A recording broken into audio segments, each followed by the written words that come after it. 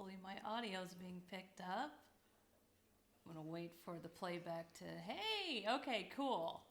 I always get so nervous when I do this part. I just freak out that it's not going to register me or the sound, or YouTube is gonna give me crap, or in the first minute I can't swear yet. What's up, guys? Let me go into my other view because these old eyes are having a hard time seeing chat.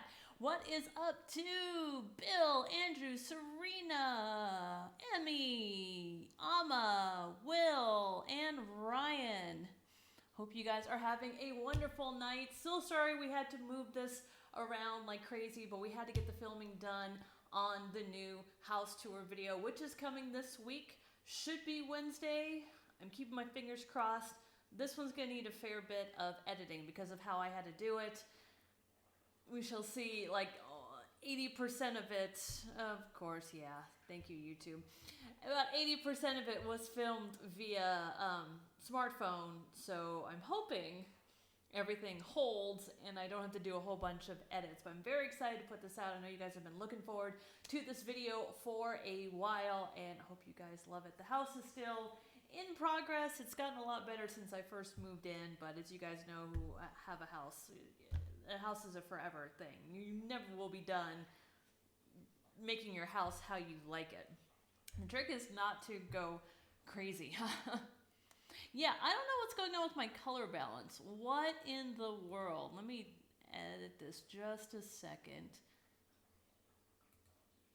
I don't know. Everyone loves these Logitech cameras, but I think it's the white balance. Let me edit this.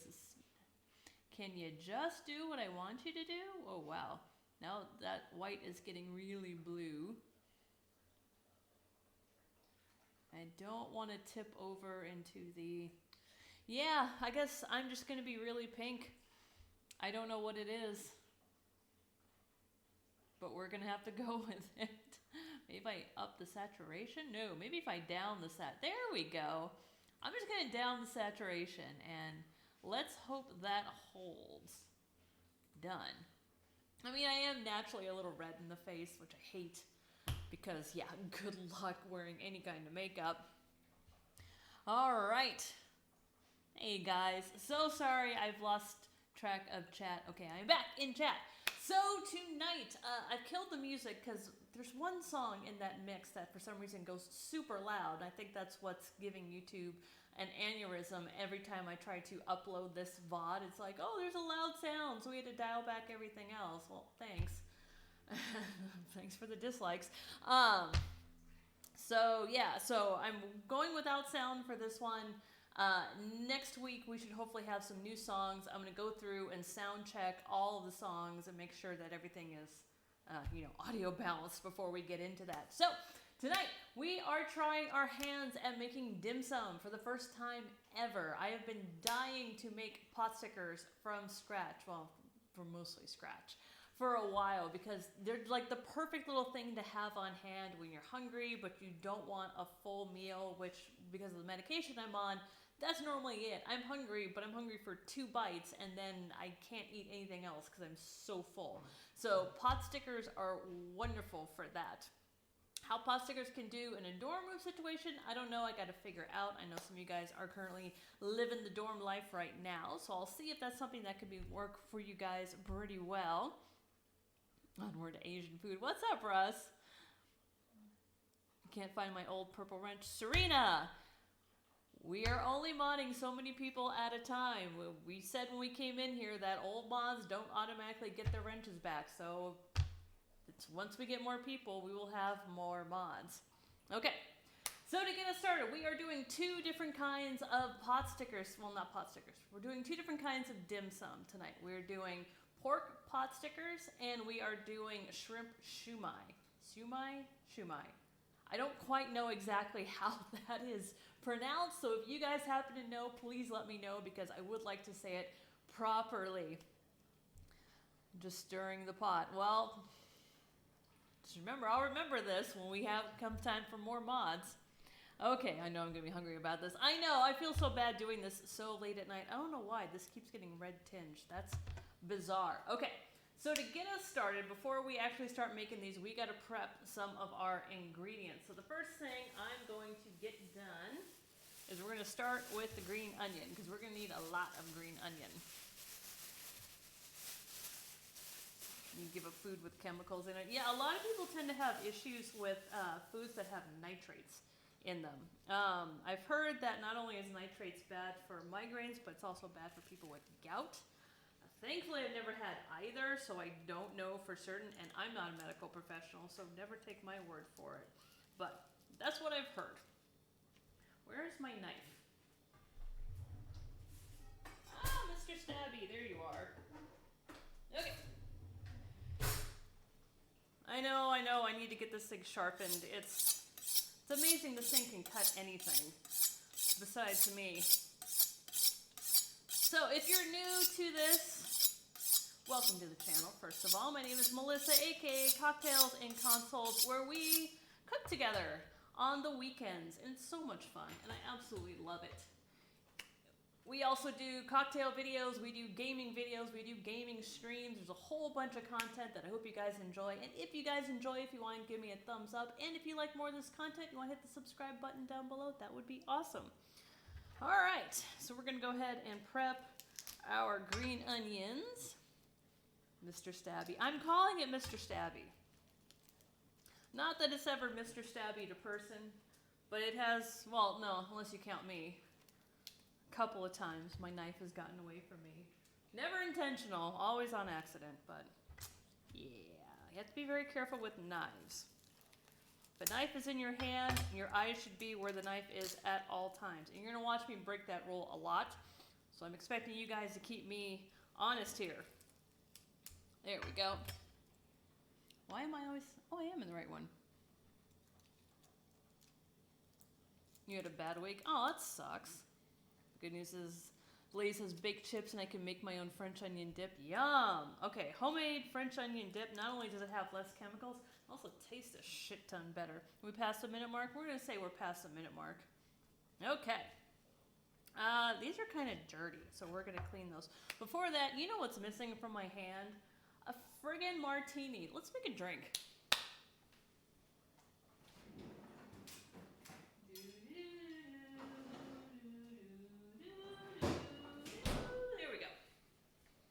Some of you guys have been asking me what I've been drinking this week. I shall show you. This is a drink that is patterned off my most favorite of cocktail shots, called German chocolate cake. Actually, no, I think it's just called chocolate cake. Yeah, it's just called chocolate cake. I made a version of it called German chocolate cake when I did the cocktail for Contrast, which basically is chocolate cake but with coconut, so it tastes like German chocolate cake. You know, I'm gonna add more. We're gonna make this a big one. This has been a long day. What it is, let me grab our ingredients. There we go. She's gone, let's party. Ha ha! Thank you, Mama. Who's the man on the floor? Good question. We need a name for the man on the floor. We're going to call him Henry. Henry shall be the man on the floor tonight. Okay, so when you make this shot, normally what you need is equal parts vodka to equal parts Frangelico, a slice of lemon that's dipped in sugar. You shoot the shot, then you bite into the lemon. Tastes weirdly like chocolate cake. I don't know how it does it. But it's a pain in the ass to cut up all those lemons and always have them on hand. So I've turned it into a martini. Get chives, garlic powder, and onion powder to make the dip. Yep. If you have it, I would throw in a little bit of celery salt, because that's going to help. I'm so sad. Look, my little digital heart just scrubbed off of my little mason jar. I don't know how. I painted that with a permanent marker. I cured it for like days, and for some reason it just washed off. It's so weird. I've never had that happen before.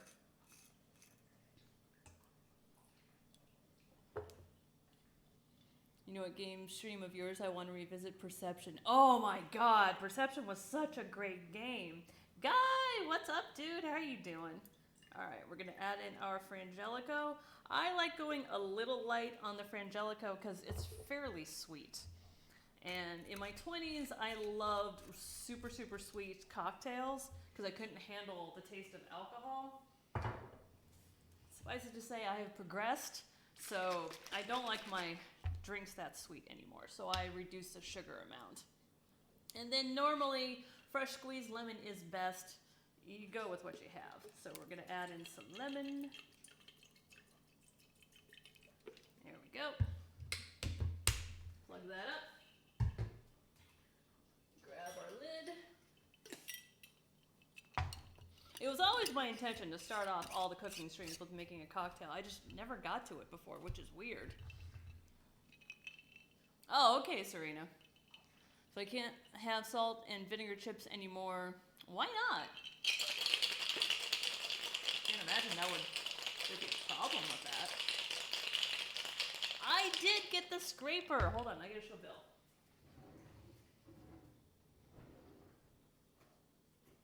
Thank you for reminding me.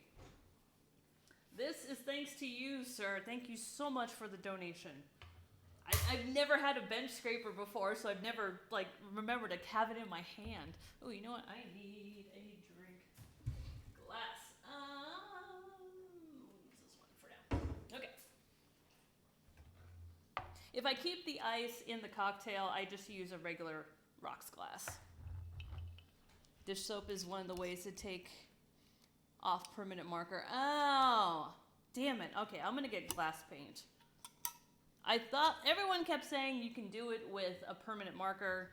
As we found out, that's bullshit. So,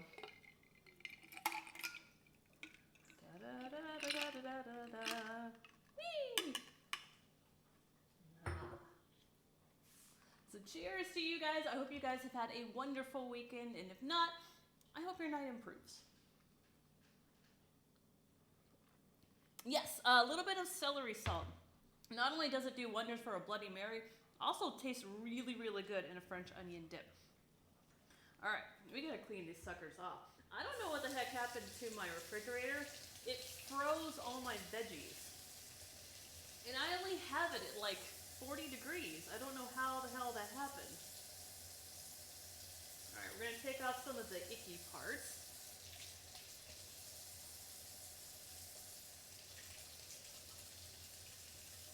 It would be really cool to etch the design in the glass. I'd considered doing that before. I don't know how well that's going to show up on camera, and I don't trust, as you guys are about to find out in this coming video, I don't have a very steady hand. So I'm going to apologize right now if any of you guys get seasickness from watching the house tour video. Oh, I shouldn't have had coffee right before I filmed that. That was a mistake. I do need some lasers. And a machine to do it all for me. The salt letter and salt and vinegar chips is high. Can't have it anymore. Well, you could always try making them from scratch. That way you get to control how much salt you put in them. Now, making potato chips from scratch is a pain in the ass. I will be the first person to admit that. But if it's the only way that you can eat what you like, you got to take the good with the bad. And apologies, I will do my best to try to keep up with chat. If you are saying something that you need me to respond to, just at me. It makes it a lot easier for me to see. Can you make a video on that? I absolutely can. And will. Alright, let's get a bag over here to catch all the stuffs. So this is probably way more green onions than we need. But I love green onions. I love them in eggs. I mean, they are basically my onion of choice. Not only do they have a really nice flavor, but they're also so much easier to cut up than a regular onion. My sister had her 30th birthday and I was not allowed to celebrate with her because she tells me I have done everything wrong. What a bitch.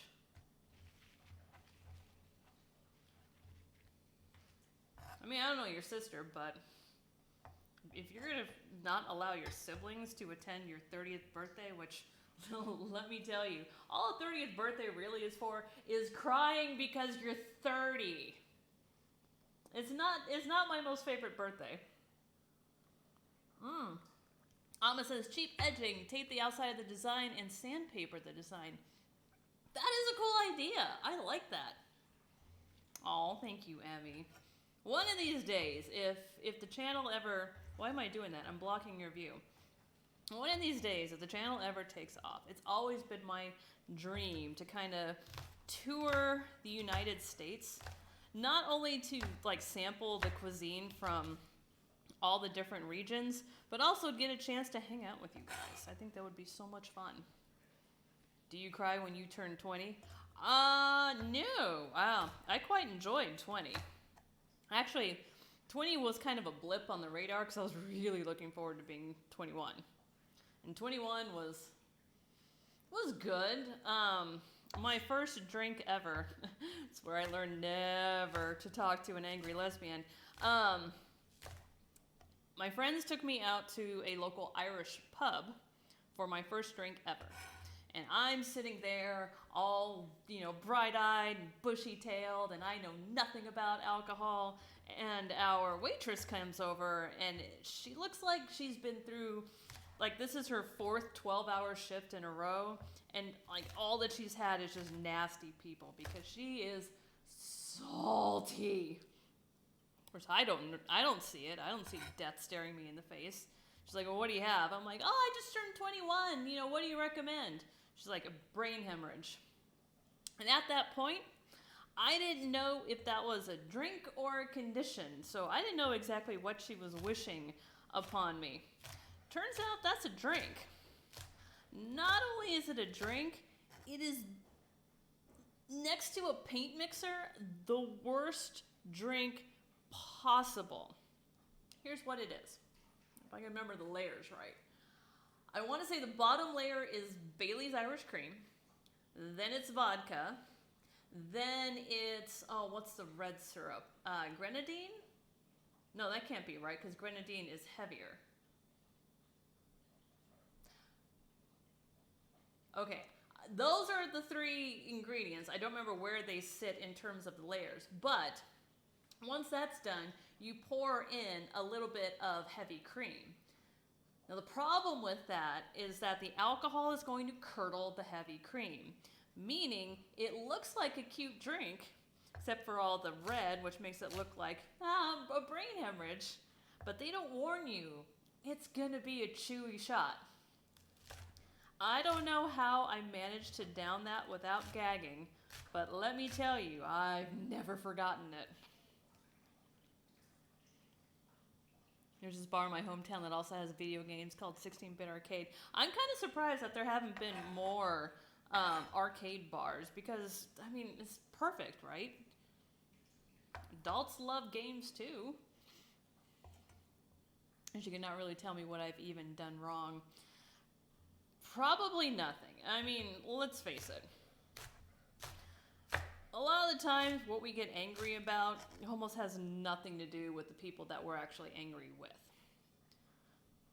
Chances are it's something else is bothering her in life and she's taking it out on you. Now, I don't have all the facts, so I can't speak to anyone's state of mind, but that would be my guess, because it's a little bitchy to not let your sister attend your 30th birthday. Oh, smoker's cough. That's another horrible one. That one actually may be worse because I think that has... Is that the one that has mayonnaise in it? Ugh. Like, that kind of shit I don't even really consider to be a cocktail, because now you're just making gross stuff for the sake of it's gross.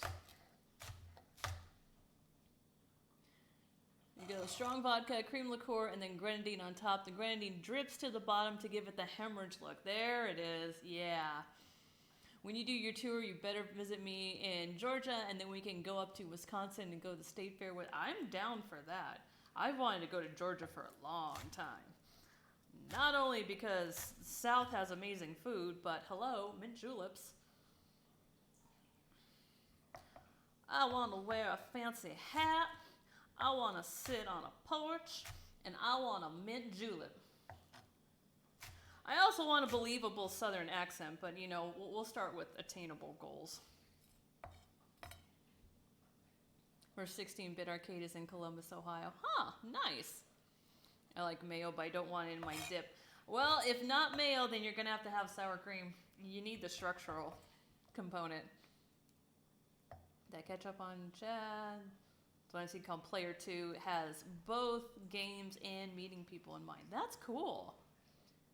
Oh, that is. Yeah, it's Jaeger with a big ass spoon of mayo. Ugh. That's just awful.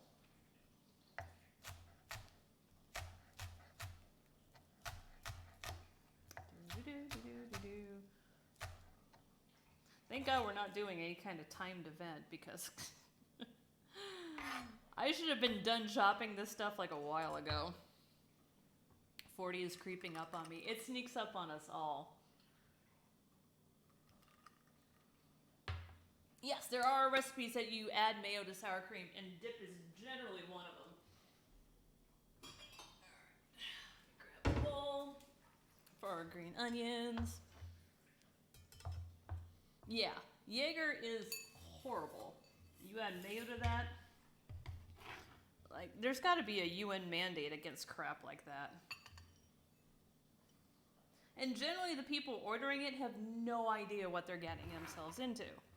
Oh my God, I love this bench scraper. Thank you, Bill. You're my hero. Actually, super big thank you to all of our wonderful sponsors. You guys will be listed in the upcoming videos. I'm very excited for that. We do have sponsor-only streams coming up soon, along with sponsor-only videos. Don't worry if you are not a sponsor. We still have all of our regular content, so you're not missing out on anything. It's just a little bit extra for the people who are helping to keep the channel financially viable. I'm halfway through the 40s. Ah, tell us what that's like, Russ. Bill and I will be 29 in April and 30 in 2021. Nice. 29 was fun. I like 29. Of course, I was freaking out about 30, and I don't know why. Oh, that's right, because I was single. That's why I was freaking out about 30. That makes sense now. Thank goodness I'm still a little young. Here's to us being young.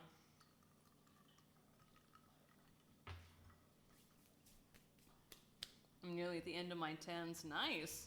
Let's see. We're going to have to do this one in another batch. All right. So on the green onions, you're going to want to go as thin as you possibly can because we're going to need this to kind of disappear into the pork and the shrimp.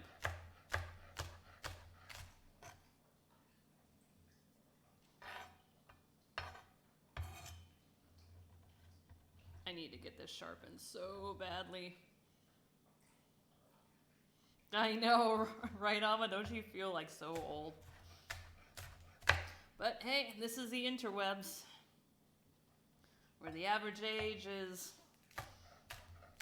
probably 15. Although I finally got my metrics on the channel, and you know who exclusively watches this channel according to YouTube? 100% men ages 20 to 29.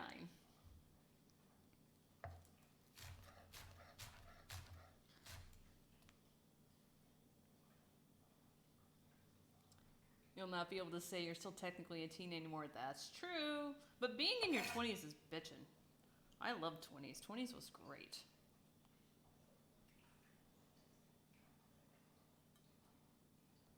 A little creepy because getting towards the looming 50s. But see, 50 is not what we used to envision as 50 anymore. I mean, you got to think. What is it? The average lifespan now is, God, what is it, like 75 or something like that? So there's a lot of expectation on people in their 50s. Someone needs to tell Akechi I am apparently a man now. I know, like, how in the world are they thinking that this is exclusively watched by men? Do you see how Gigi went after Jake Paul after Jake mocked Zayn? Yeah, there's no winning on the interwebs. Hi. What I'm busy. Don't step on Henry. What, do you want me to throw your toy? I can't tell, because you treat that thing like it's your child. I'm a man aged 20 to 29. The algorithm is right. Or they probably think, well, she's a woman. This is a drinking channel. Of course it's only going to be men who watch this, right?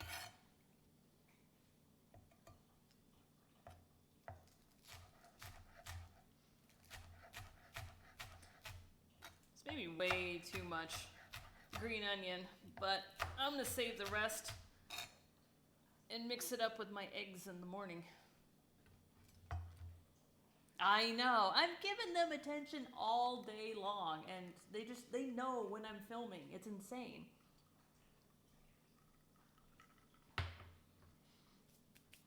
The age distribution is also going upwards. There's more and more middle-aged people in the first world. That's true. That is very, very true. I need to use my bench scraper. Love this thing so much. Also so much safer than using my friggin' knife.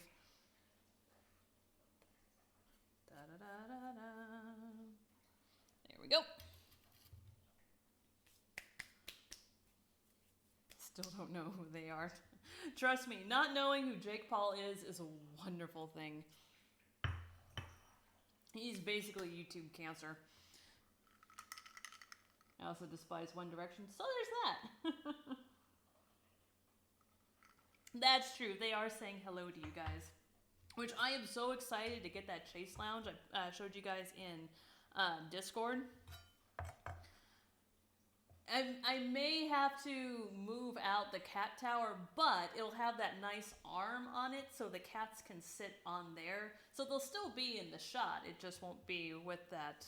And let's face it, I bought a really cheap cat tower. So I am looking forward to that. Plus, I've been wanting to get a bar in there for the longest time because, you know, it's part of the brand. Am I going to make drinks in there? I mean, I can. It's going to be a little extra work, and I don't know if I can get the camera to zoom out that far, but you know what? We're going to try.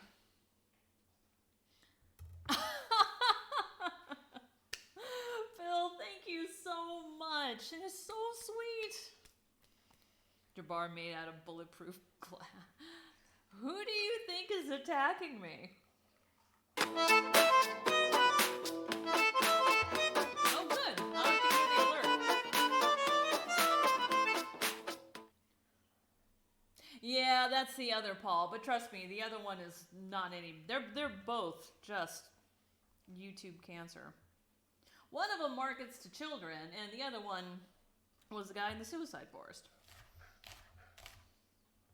And they'll throw all the excuses in the world, like, oh, I had a rough life. No. No. You own your actions.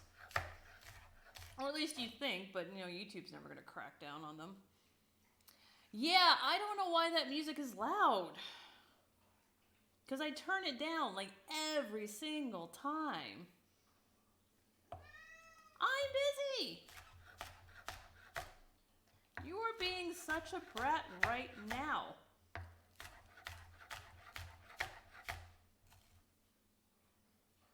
One of these days I want to get myself a sushi knife. Oh my god, can you imagine if we made sushi on the channel? Yes. God, that would be fun. Yeah, I don't know why it's so loud. I have turned it down so many times. You know what? Let me do this. And I'm sure this is going to be what it is that causes YouTube to want to crank down the overall sound. And now we've got super quiet video again. All right. Let's hope that works. Sushi would be brilliant. I'm looking forward to doing that. Because I wanted to learn how to make it properly for a long time. Plus, I've always wanted to make sushi rice. Because I feel like a lot of sushi joints really phone it in on the rice, and I don't like that. Sushi rice is supposed to have, I think it's, was it mirin?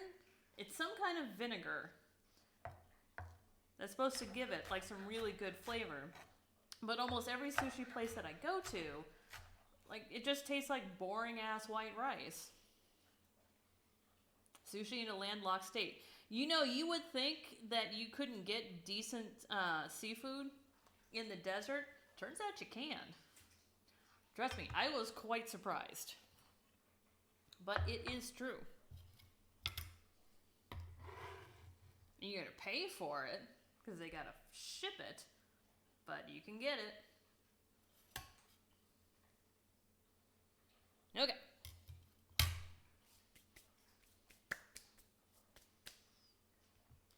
So, our green onions are done.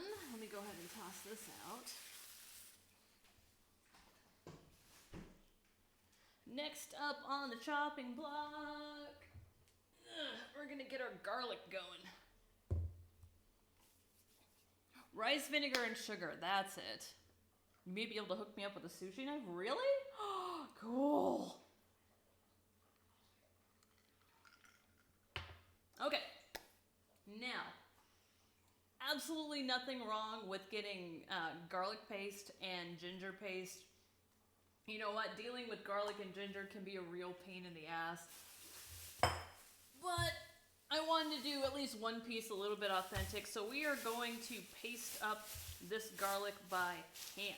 So, we're going to take a bulb of garlic, crack open a couple of these pods.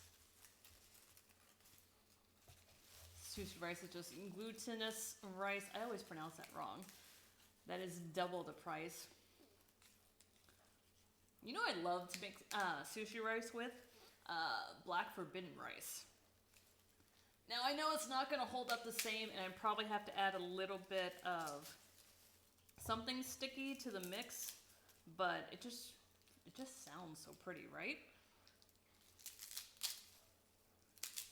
Okay, we're going to need a fair amount of garlic, so I'm going to paste up a bunch of these. Come on. There we go. How many do we have? 1, 2, 3, 4. You know, let's just do the whole bulb. Found the recipe for French onion dip, and one of the ingredients is parsley. Oh yeah, that's totally fine. It's always good to have at least a little bit of herbs in there.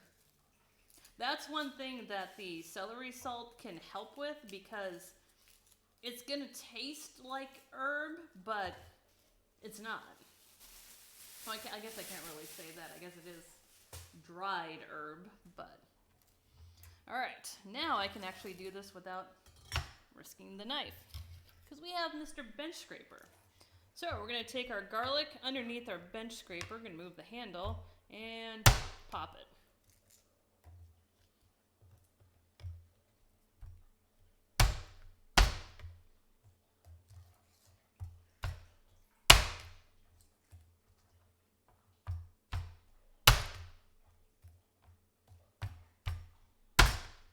If you do not have a bench scraper and you have to use a knife, do not hit it.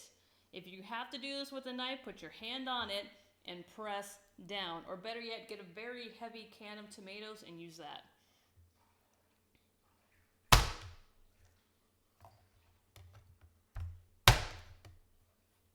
Don't think I popped that one. Okay.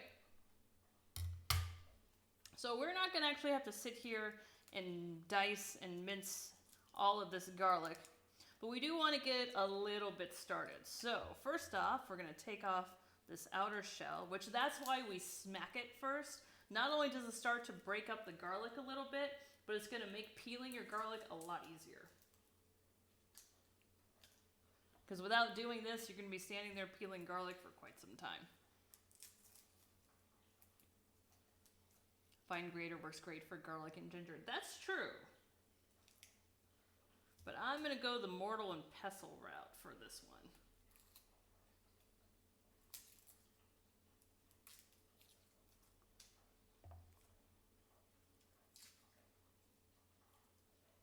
pop this one? I did. Okay, good.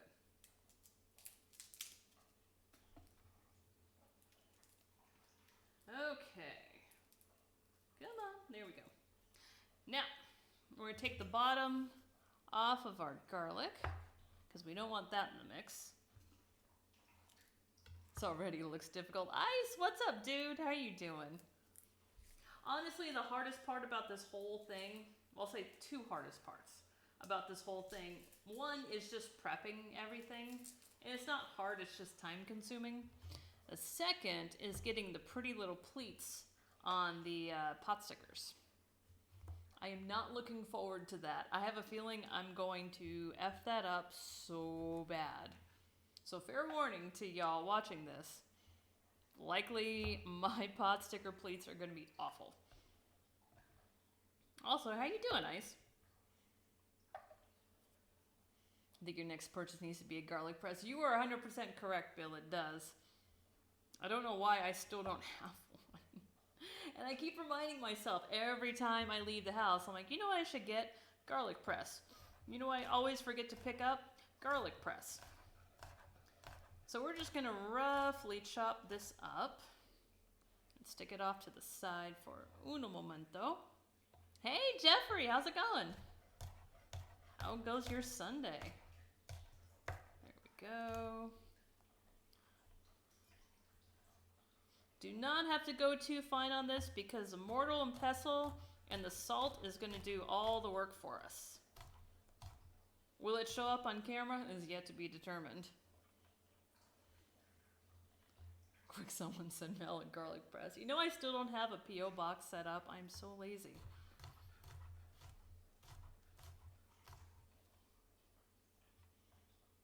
Oh yeah, they're super cheap.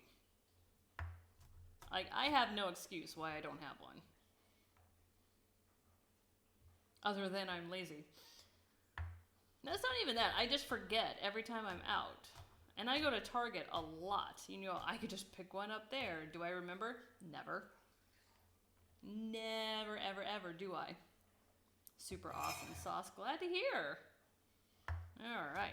Oh, this kitchen smells like garlic. And that's wonderful. There we go. And chop up this last sucker. Easy on the fingers. Okay. Now, this is the mortar of the mortar and pestle. This is the pestle part. I think I have that right. If you don't have one of these, I highly recommend it, especially if you like making rubs for ribs or anything like that, because it's going to be your friend. We are going to take our garlic and we're going to put it into our mortar. I always pronounce that wrong. Hey, Nina. You make your own salsa? Awesome. Is it green salsa or is it red salsa? Come on. Hey, garlic. Can you work with me here? You're wearing a very person who is good with food outfit. It looks like the outfits other people who are good with cooking wear on their YouTubes. Really? Because this is just a regular shirt. It's not a very well-fitting shirt. I got this when I was a little bit heavier. I need to get a smaller size. Made tinfoil potatoes with onions and carrots tonight. Yum! Your hands broke out in hives. Jesus, was it from the onions or from the carrots?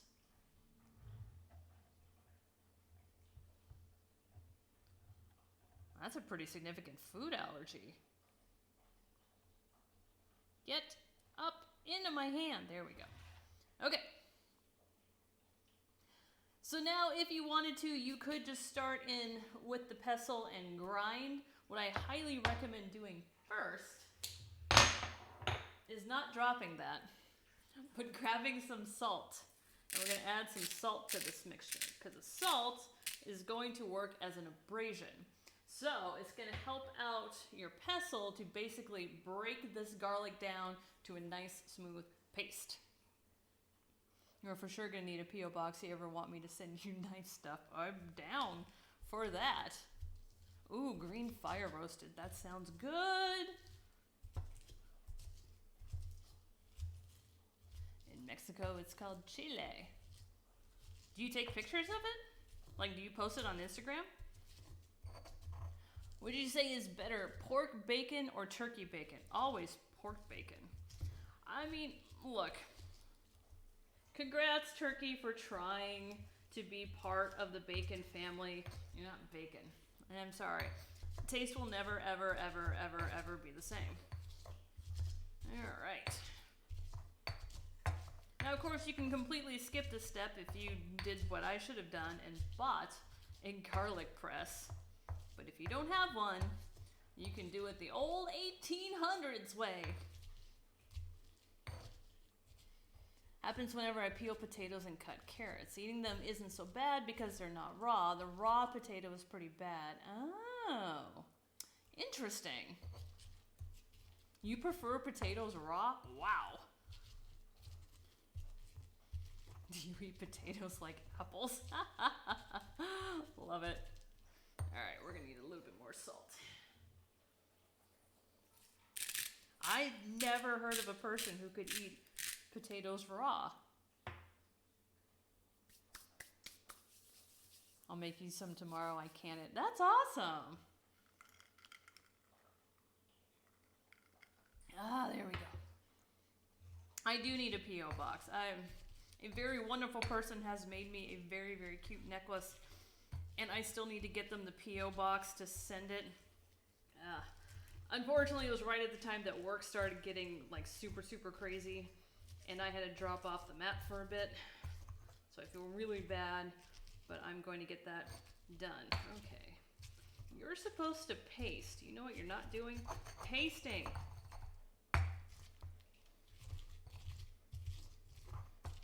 This is what the salt is supposed to do, is to help this out. Of course, I have like no muscle to speak of. Going with turkey bacon, have my fat salt intake. You know, you'd be kind of surprised. Ooh, hello. It's not always the bacon that is the biggest source of fat. If you eat any kind of processed foods, that's where the salt is. I mean, does bacon have salt? Yes, it does. But if you look at your average, like, oh my God, if you look at a TV dinner, you have 2 days worth of salt in that TV dinner. And this is a slippery slope. Do we have time to go through the rant? All right, I'm going to try for this super fast version of the rant. And this is all just my theory. I am not a nutritionist. I have not gone through and tried to back this up with any specific data. Here's just what I think. Where the obesity problem came into play. 2 factors. 1, the size of meal portions. 2, when we tried to take out fat. When you take out fat, there's flavor. How do you put flavor back in? You replace it with salt and sugar. Fat helps slow down the conversion of sugar into your bloodstream. It slows down the food digestion so it doesn't get out so super fast. Is a lot of fat good for you? Absolutely not. But if you try to take it all out, now you got a problem. So we took out the fat, we added a whole bunch of salt, we added a whole bunch of sugar. People weren't getting satisfied by what they ate, so you had to boost the size of the portions to make people think they're getting value for money. And now we have an obesity epidemic. Wonder where that came from. Just my theory. I mean, bathing my food in sugar and salt is bad for me? Seriously? I know, it's craziness, isn't it? A little olive oil will make that more of a paste. That's true. I may add just a smidgen. It's getting close. It's trying, at least. Let me catch up quick on chat. Buy anywhere between 2 to 4 burgers for the price of a salad. That's another thing, too. Alma brings up a very good point. The cost of healthy food compared to packaged food, it's insane. And why is that? Because healthy food is perishable, whereas a lot of this prepackaged food will probably outlast us. Maybe not the roaches. I don't know. Because it's all synthetic. So it's a lot cheaper to feed your family through McDonald's than it is buying stuff at the grocery store. And here we are. There we go. Thank you. That did the trick. Plus, more nutritional foods cost more money. That's true. You're awesome. You're awesome. There we go. Okay. I'd say that's pretty good. So we're going to work that paste down a little bit. I'm going to show you. Hopefully that shows up in the camera. Okay.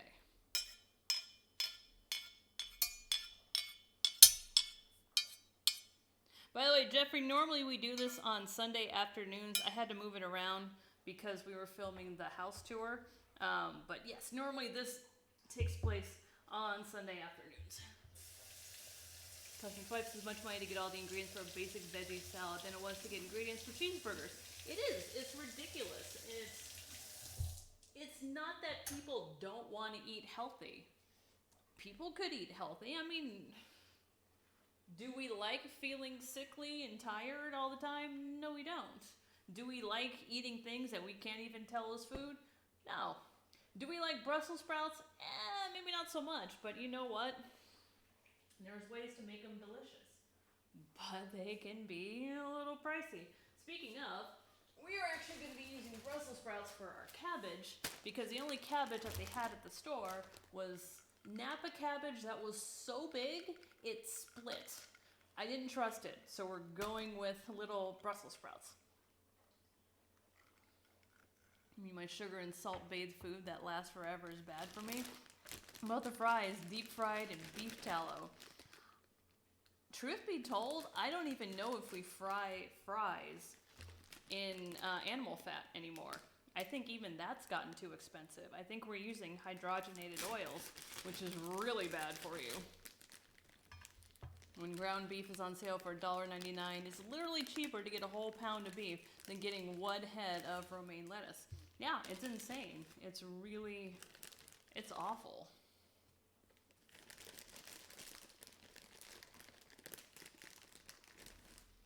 Okay. So you can use really any kind of cabbage for this. The whole trick of this is that you're going to want to cut it super, super fine because you're going to want this to kind of disappear into... This one's only going to be for the Potstickers. For the Siu Mai, I'm not going to use cabbage. The Siu Mai is going to be almost exclusively shrimp because that's how I believe Siu Mai should be.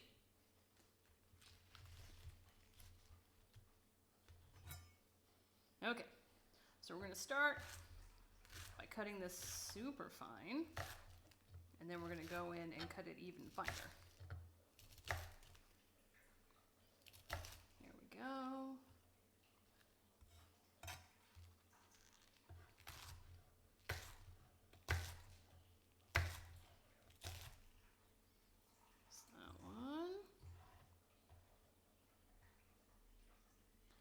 Getting the short end of the caustic where I go.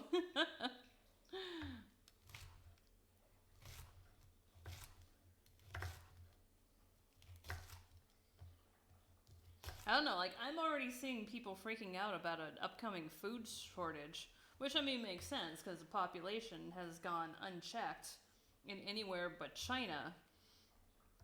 But we haven't really discovered, is a horrible term, any new food sources.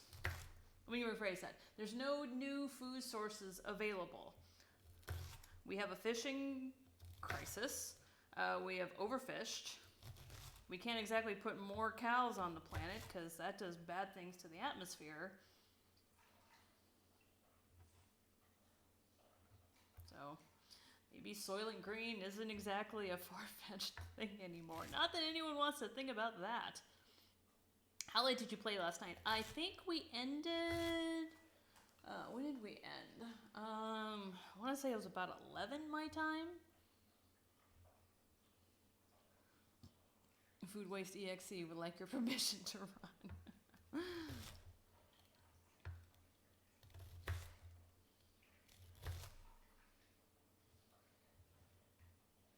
Yeah, and bees are dying off, and that's frightening. Wow, this has become very doom and gloom. I apologize. Don't worry, our Monday streams are always super happy and super fun. So I guess it's okay if this one gets a little doomy and gloomy. Okay, we don't need too much more. If you're wondering, like, well, why is it a problem if bees die off? Like, how badly do we really need honey? It's not the honey. Bees are basically what helps plants to do other plants and make more plants.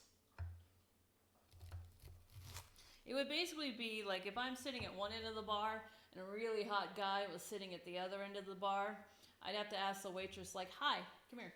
Hi, can you do me, then go do him? And tell him I said hi. That's what bees do.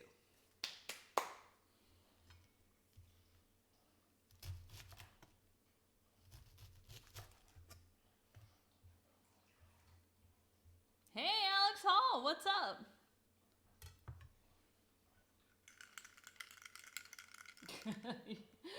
Yeah, I didn't even forget what movie that's from with the reference to Soylent Green. That's true. We do waste a lot of food. Okay, I'm going to move these over.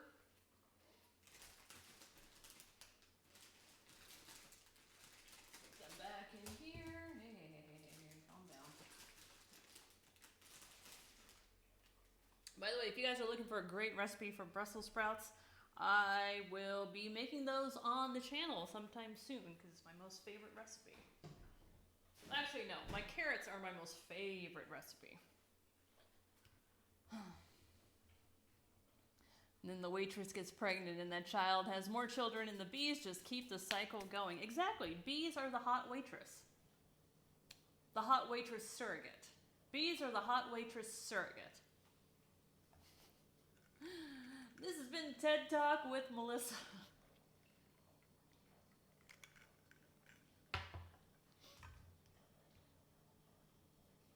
Okay, now we're going to mince this up. Since we cut it pretty fine, we don't have to go super, super crazy. I just don't want like large strands in my pot stickers. Connor, join me for your stream. Hi, Connor! Oh, that's the name of the movie? I thought it was in like 1984 or something like that.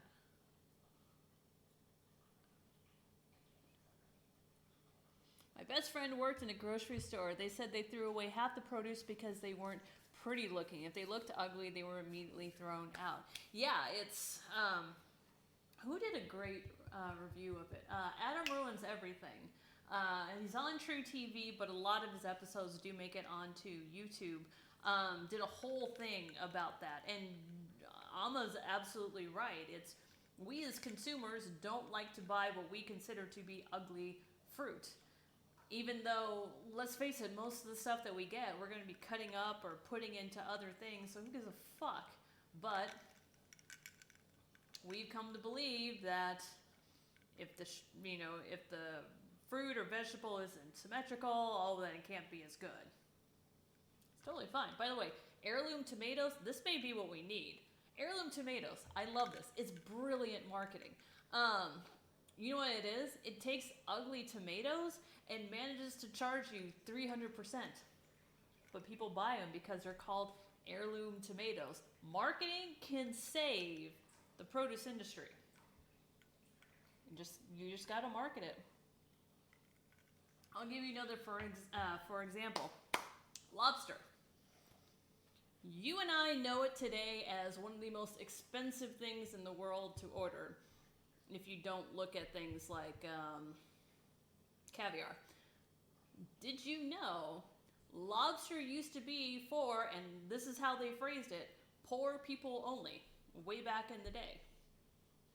It's basically a sea bug But somewhere along the way, someone termed it as something luxury, and now lobster is super expensive. Yeah, lobster used to be super cheap.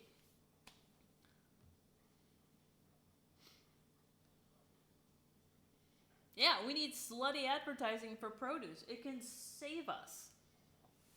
Okay, so we're gonna take our cabbage. That's a pretty good grind on that.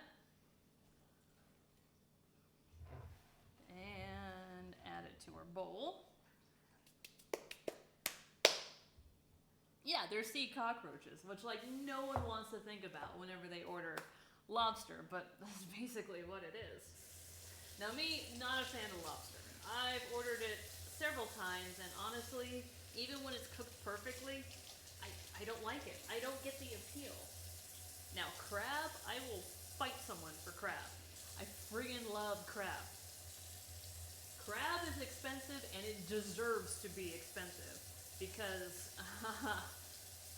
very hard to get your hands on, very risk your lifey to farm.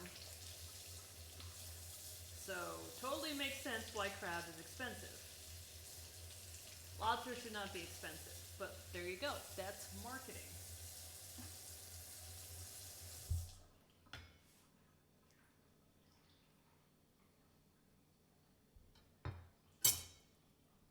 Yeah, it used to be prisoner food. Mm-hmm.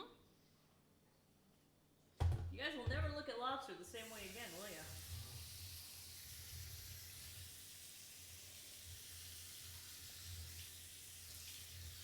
Also,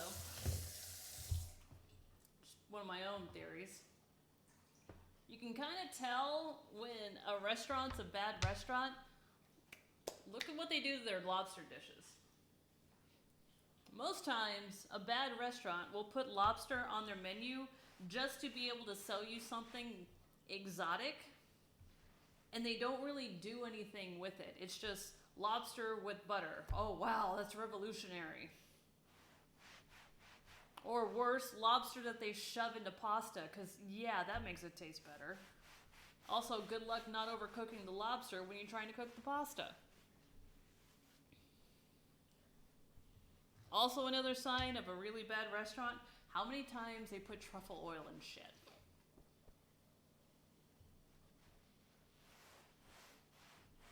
If I remember right, an aristocrat was accidentally served lobster, discovered it was delicious, and the price took off. See, there you go. There you go. That's all it needed.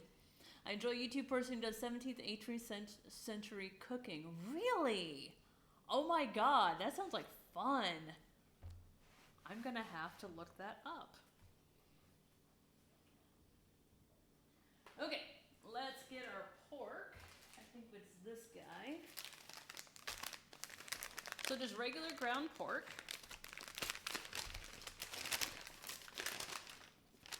Oh, we need our ginger too. Hold on.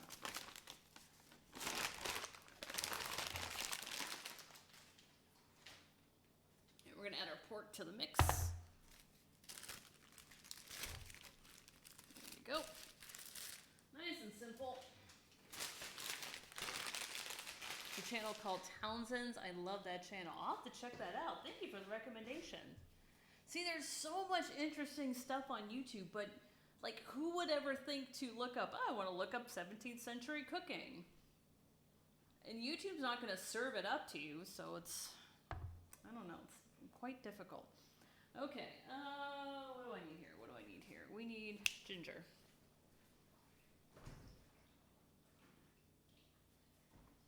Now, for this one, I'm just going to use regular ginger in a paste. We do have pickled ginger that we're going to use for the Siu Mai. Highly recommend them. It's very interesting, entertaining.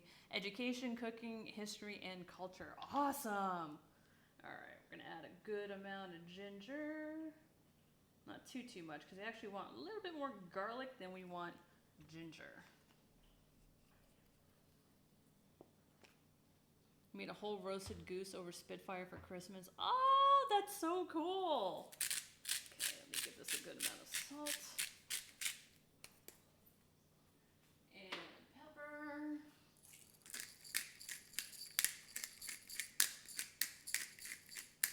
And then we will secret ingredient.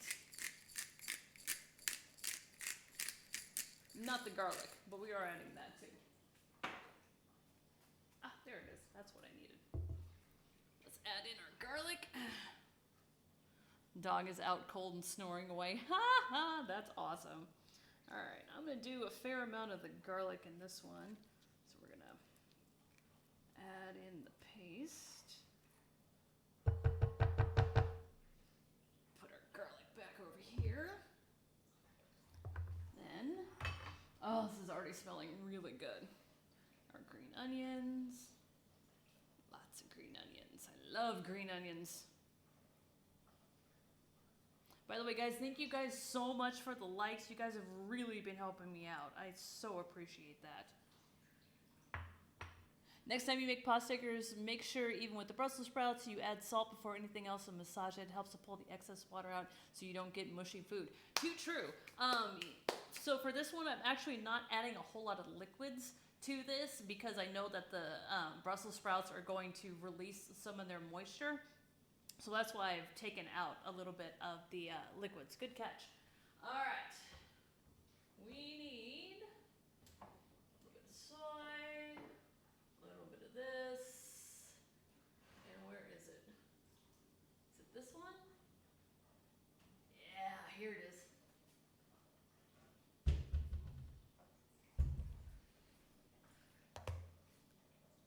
And then I'm missing one more thing.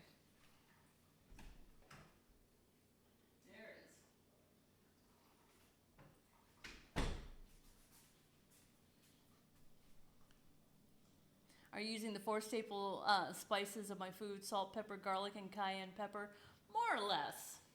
Except for cayenne pepper, we are going to be using sriracha. Oh, thank you, Jeffrey. Just got done watching TMNT from 1990s. Nice. All right.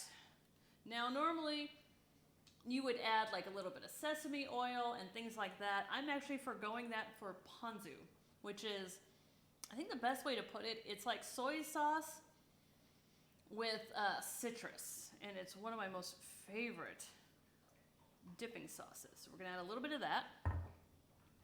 Add just a touch of soy, not too much, because I do need a little bit of that flavor in there.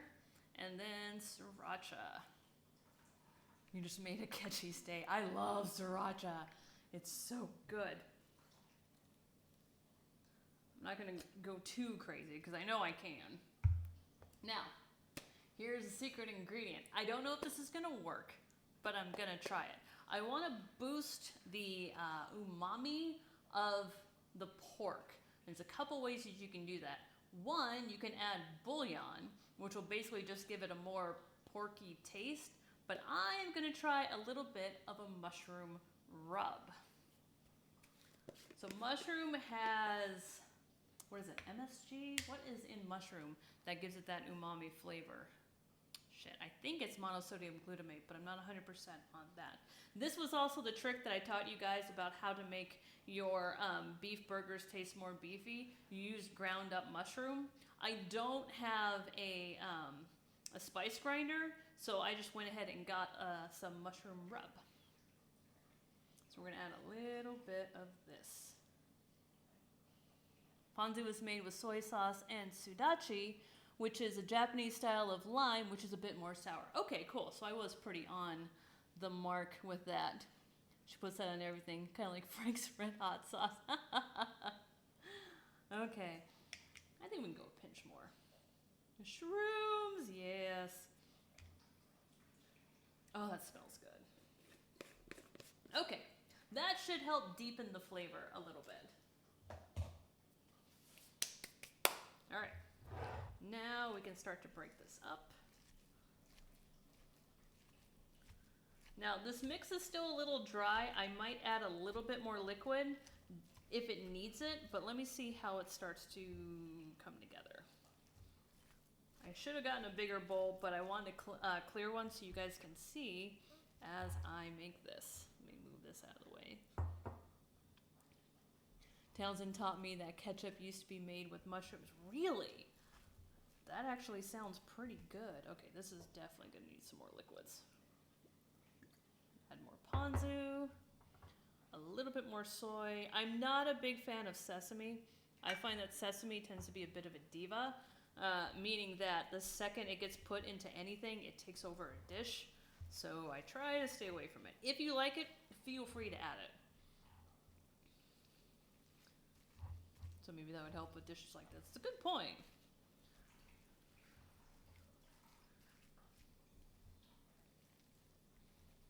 Come on.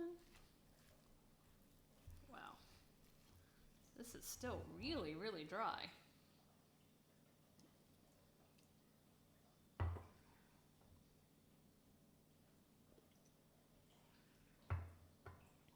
I really had scrambled eggs with sriracha for dinner. Ha! Yum! Sriracha goes well with eggs and potatoes. I put some sriracha on hot sauce when I make scrambled eggs. That sounds good. Sounds really good. Okay. It's starting to come together. It's just fighting me a little bit. I think the pork is still a little cold. Come on. It smells amazing. Like, this smells so much better than any of the prepackaged pot stickers I get from the store. I mean, you are going to put in a little bit of work to make this happen, but you can make a whole bunch and you can freeze these. So you can always have them on hand. There we go. Now it's starting to come together. Slowly but surely. It's going to look dry. Keep in mind pretty much everything in there is going to release liquid. That's true. I also thought about making those soup dumplings, but I knew I wasn't going to have enough time, so that may have to be a next time kind of a thing. But I love those soup dumplings. They're so good. Okay, let's just chop this up a little bit. Yeah, my hands do work best, and I probably will for the shrimp. I'm just trying to keep this a little hygienic.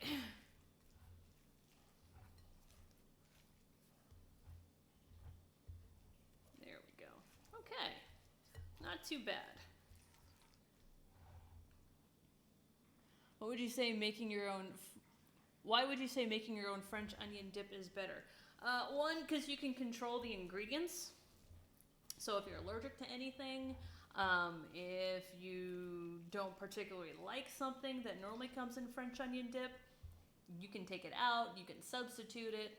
Two, I've never found a French onion dip not made with onions that tastes anywhere near as good as French onion dip made with actual onions. You try making with onion powder, it's not going to taste as good as when you actually brown onions yourself and put them in. 100%. You cannot mimic the taste of browned onions. Never found anyone who could do it. As much as I enjoy talking, I'm going to eat my processed butter and microwave corn kernels and go to bed. Good night, Eyes. Thanks for hanging out, dude. Always a pleasure. Okay, let me go ahead and get our wrappers here. So for both of these, we're going with the standard pot sticker wraps. Nose itch. There we go. And you're going to need a little bit of water. So I'm going to rinse this off. Actually, that's probably not going to work. Let's stick that over there and we'll use this.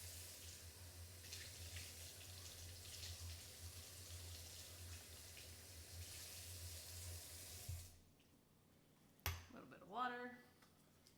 We wash these hands to make sure they're nice and clean.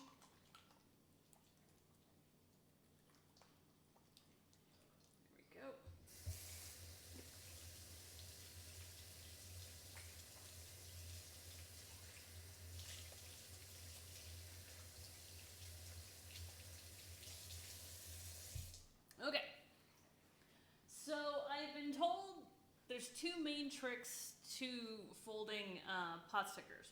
One, you want to make sure you get all the air out of the pot sticker. Two, you want to make sure you don't overstuff it. Because much like ravioli, if you overstuff it, they're going to explode when you cook them. And that's not what you want. Okay, so I'm gonna grab a spoon.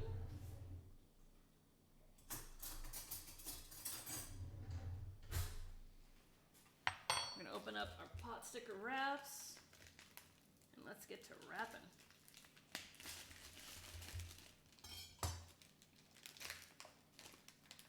Hey, Akechi, what's up, girl? How you doing? Okay. Now, can you make this from scratch? Yes, but it's a pain in the ass and I'm not going to do it. So, we're going to take our wrapper.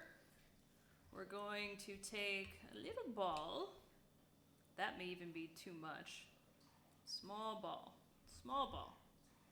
Small ball. There we go. Fit that right in the center.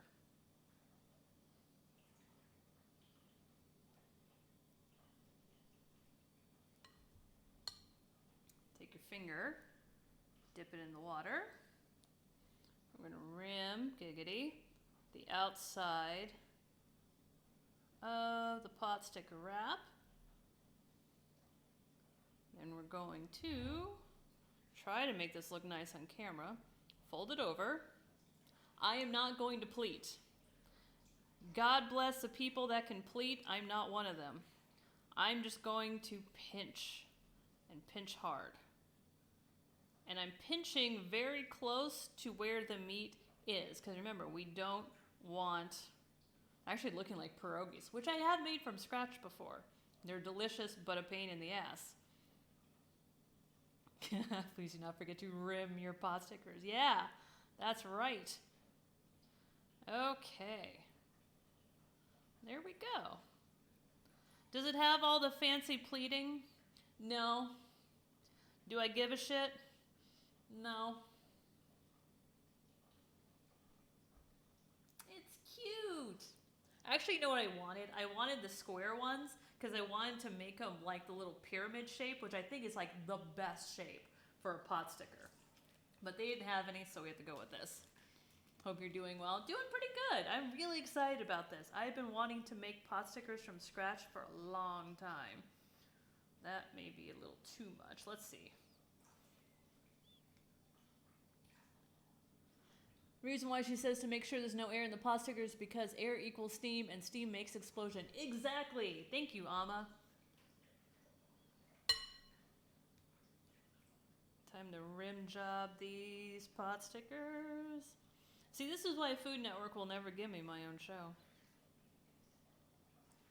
Fold it on over.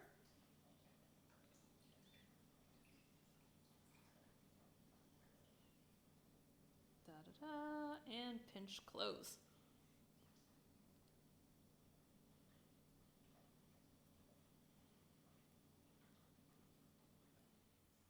And pinch hard too, because you want to make sure these don't split on you. Go away, bug. Don't know how you got in my house, but get out. Okay. And continue.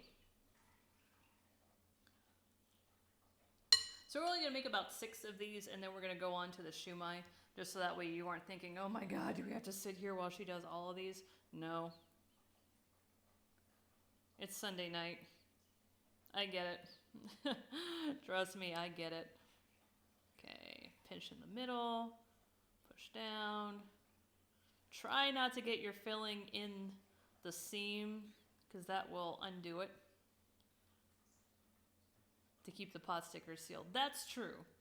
I don't think the Food Network would give you a show because you joke about rimming your pot stickers. Yeah, but I mean, come on, there's an audience for that.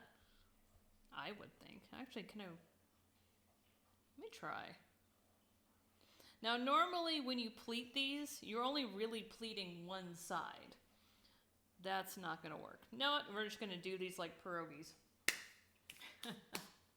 So we're going to mix some... Oh, maybe I should make pierogies the next time. And then I'll make raviolis the next time. Should we do that? Should we just like tour the world and do dumplings? Because I'm down for that.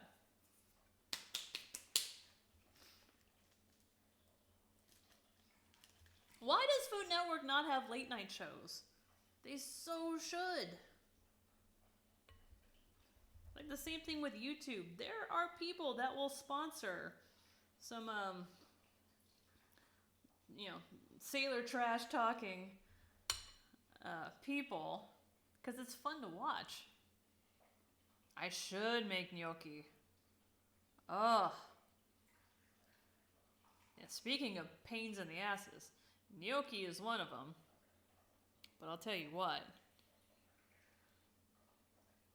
You know you're at a good Italian restaurant when you try their gnocchi and it's good because gnocchi is friggin' tough to make.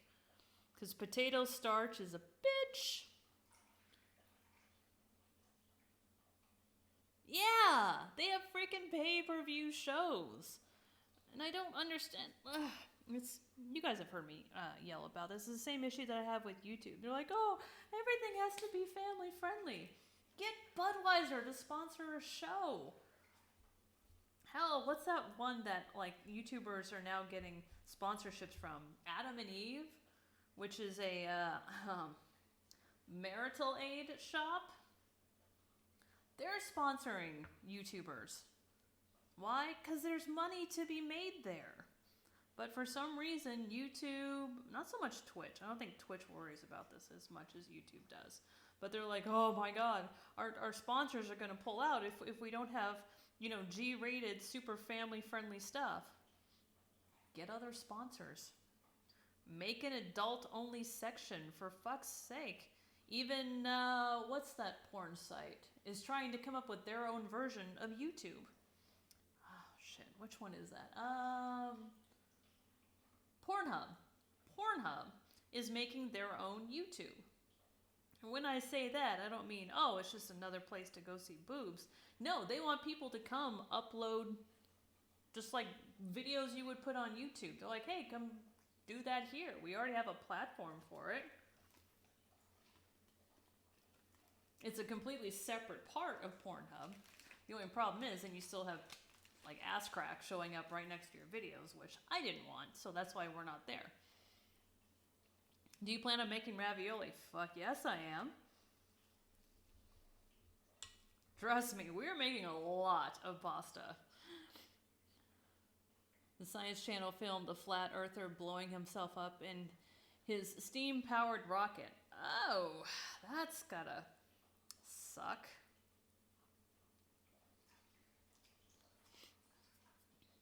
Pierogies put in a pan with butter is delicious. Hell yes, it is. Oh, pan-fried pierogies are the best. Like, I'll take boiled pierogies if there's nothing else, but pan-fried is where it's at. Honestly, I think gnocchi are very easy to make. You just need to not overwork the dough. And that's why, like, to me, gnocchi is really tough because potato starch is so particular. You know what's a good up-and-coming food platform? TikTok. The biggest challenge is fitting your whole video in 60 seconds. Yep, we're going to make beef Wellington in 60 seconds. Okay, that's not bad. Hold on, my hands are getting really gummy. I'm going to make a couple more, and then we'll switch over to the Siu Mai. You know, it's funny you mentioned that, Amma. I don't remember where I saw this, but before I decided to come back to YouTube, I was looking at different platforms to take the channel to, and one that people recommended was TikTok. I'm like, really? They're gonna want cooking content on TikTok? Supposedly, they do. Which is very bizarre to me because, like, TikTok unfortunately put itself in the niche of, well, it was Musical.ly, or is it now Musical.ly again? I don't know. But it's, people, lip syncing to songs. That's what it built itself as. It's becoming Vine too, but it doesn't seem to like when people get on it that don't appreciate the content. I don't know, it's a hard way to say it. Do you guys know what I mean?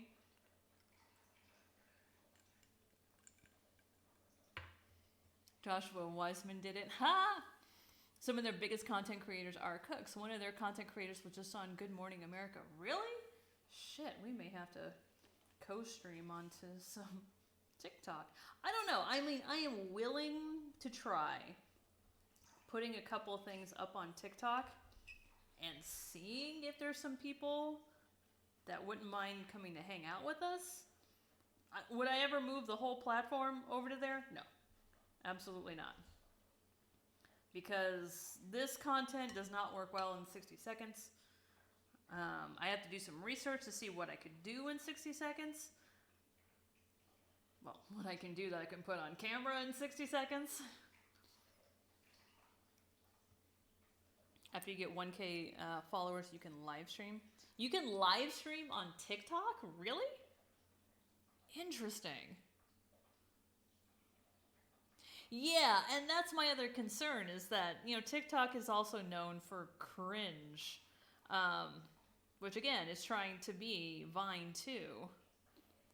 But, yeah, depending on who you talk to, I don't think I make cringe. I know some people find my stuff cringy and not in the good way. But I don't know. I don't do cringe well. And there are people who do, and they do very well. Streaming on TikTok, that's weird. How does streaming on a platform that's 60 seconds even work? Like the dark side of YouTube, TikTok has cringy moments. Oh, yeah, they do. They so do. I watch Bob Saget, the guy from Full House, put videos on there. I don't know if he intended it to be cringy, but oh, the cringe was real. Be surprised what people put in their TikTok videos. You know, I really haven't checked it out too much. And I need to. Because hell, I mean, if there's people on there who love cocktails and who love cooking and are looking for more content creators who do that, cool. We can hang. Okay. I'm going to stick this over here for now. Put our pot sticker wraps over there. And we're going to move our pot stickers over to here. We're going to fry these up in just a moment. In the interim, you know what? I really should put this on a plate because we got to chop some shrimp.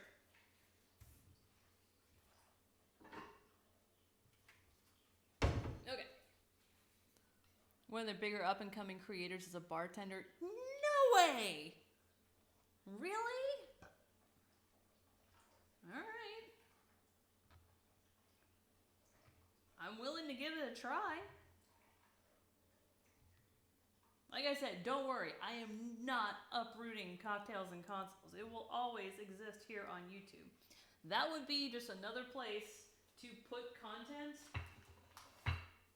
So that way it could help bring some more people to come hang out.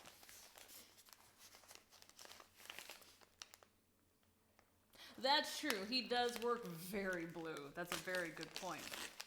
But even still, it's like he's getting to an age that you can't quite tell. Is he trying to be cringy or is it just being cringe? I can't tell. Oh, the smoked Manhattan. Did they use a smoking gun or did they do that thing which... Fucking bartenders, I don't get why they do this. They're like, oh, watch, I'm going to put this glass in this dome and I'm going to smoke the dome. And then I'm going to take the glass out. And then the smoke is gone in like 5 seconds. Congratulations, you did nothing to the drink.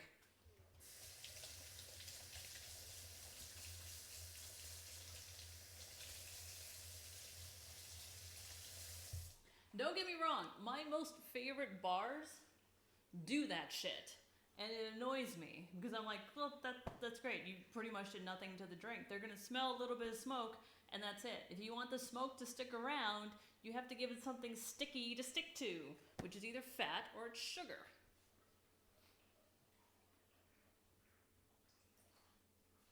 Pet peeve of mine. It's like putting a garnish on a dish that you're not intending people to eat, then why the fuck is it there? That's something, oddly enough, Gordon Ramsay and I see eye to eye on. Well, that and swearing. Yeah, it's true. He has large amounts of money, so he doesn't have to care. You lit a piece of wood until it was smoky and put a glass upside down over the charred piece. It was on a big piece of wood. So there was nothing in the glass. Okay. Well, I mean, that's something that we could do on TikTok. I could do how to actually smoke a glass. That would fit in 60 seconds. I don't know. Maybe there's an opportunity there.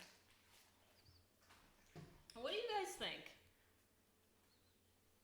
Because I would really love your opinion. Okay. So I'm going to rinse this shrimp. This is peeled and deveined, so it's going to save me a lot of work.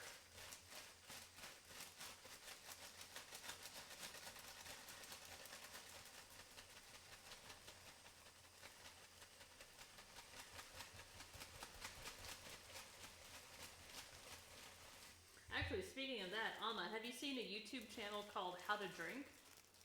They recently did a cocktail for Mardi Gras, which put like the whole, it basically was made in a punch bowl, and you put Everclear at the bottom, and you set it on fire, and it cooks the drink. It's actually really cool. Cocktails and sandwiches on TikTok. I don't know. I mean, if there are people there who would appreciate the content, then it might be a great way for us to add more people to the community.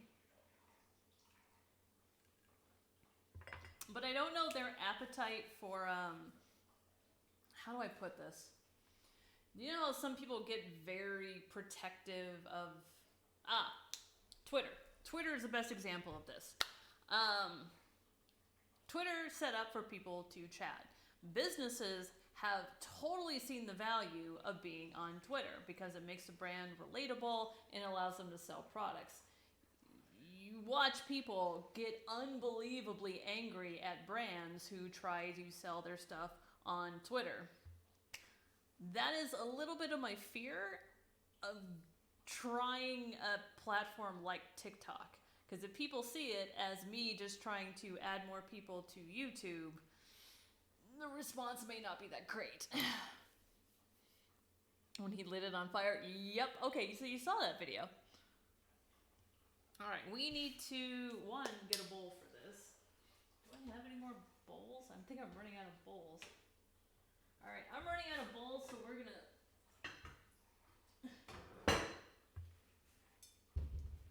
We're gonna use a baking dish, and don't at me.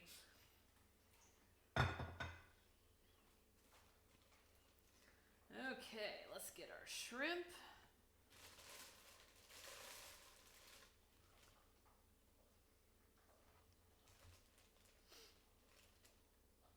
Wow, these are big shrimp.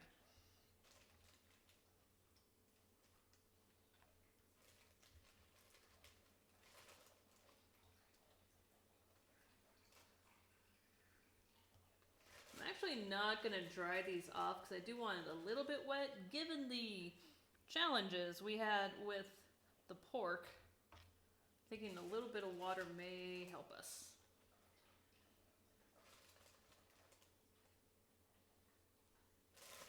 Is that all my shrimp?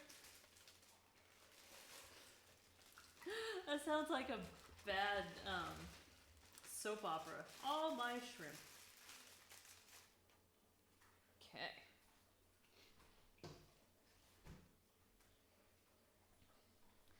Now, normally you'd use a food processor for this. I don't have one, so we're just gonna have to cut this super, super fine.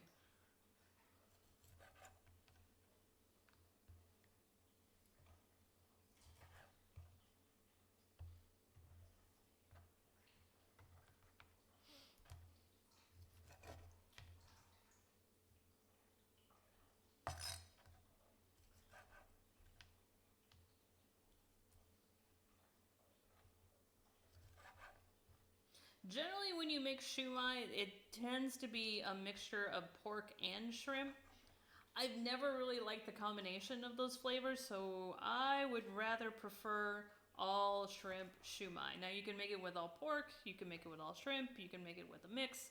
Completely up to you. The next episode of All My Shrimp. President Nut, what's up? How are you doing? World's second favorite nut. What's their first favorite? I can't believe I actually made pot stickers. I'm so proud of myself. I've never done that before. I've only ever made ravioli, and that's been the closest. Okay. Now, if you are a better cook than I am, save the shells because you can make stock out of this. But I'm not going to be able to get around to doing that, so we're just going to pinch. Oh, Mr. Peanut. Yep, that makes sense. Why did I forget Mr. Peanut? What's wrong with me? There we go. All right. Let's start a mincing. No one can beat him. That's true. This is so much better done in a food processor. But we're just going to have to make do.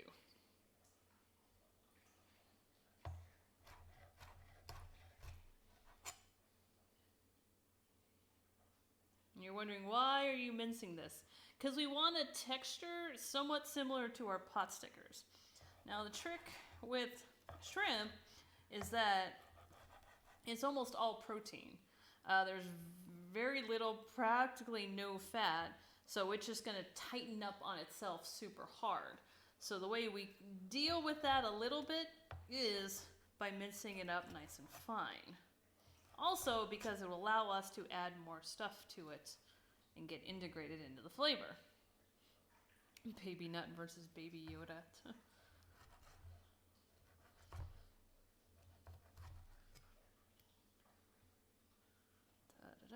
It's actually a really nice looking shrimp. Oh my gosh. It is so hard to read chat when you have like two super bright lights right in your face.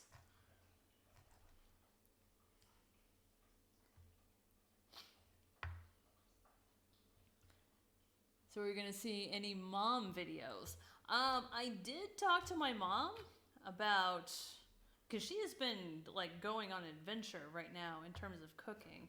And I told her, I'm like, hey, look, everyone loved when you came over and did the, not came over, I was staying with them, when we did the stuffing recipe. I think she'd be down to do another, well, actually, we could do it as a live stream. She had a lot of fun. And I think she really liked it too, because that stuffing recipe, that's actually her mother, my grandmother's recipe.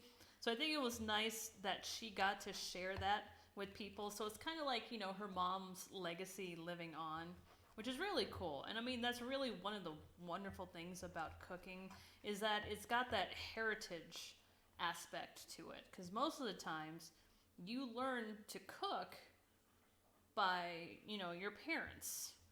And that's why cooking at home, well, it's one of the reasons why cooking at home is really kind of fallen by the wayside, is that, you know, it takes a lot of time. You know, people are often working multiple jobs. There's like no time to teach, you know, your kids how to cook. And over a couple of generations of that, chances are most people won't be cooking in the home as a general rule coming soon to a theater near you. When will your dad show up to your streams again?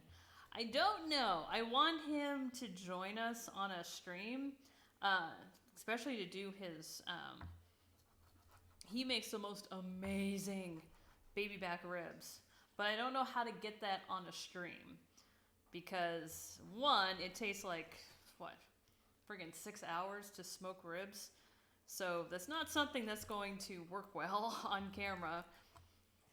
So that may have to be a video rather than a stream. She was amazing, so natural as if she just walked off the set of the Food Network. Really? Oh my God, that's going to make her so happy to hear. She loves teaching. I think she would have been an amazing teacher. I credit her for like all my prowess at school and all that because she made sure she stopped working when she had me. And she would spend all day with me before I was ready for school, teaching me the alphabet, teaching me numbers, all that kind of stuff. And that's why I was able to go to school when I did, because of my birth date. I actually should have been held back a year. So, yay, November births, you know.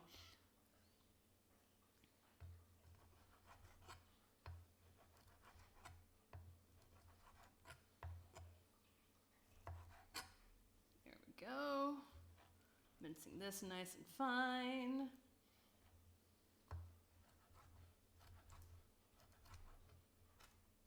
With a not so sharp knife, which is not safe, but we're gonna power through anyways. Oh, it's gonna make her so happy, President Nut. Thank you.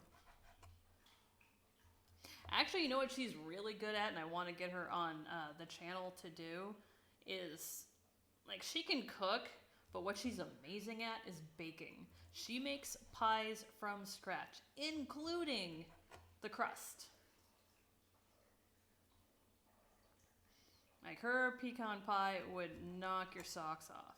Although I would say probably the best thing that she does is her pumpkin pie.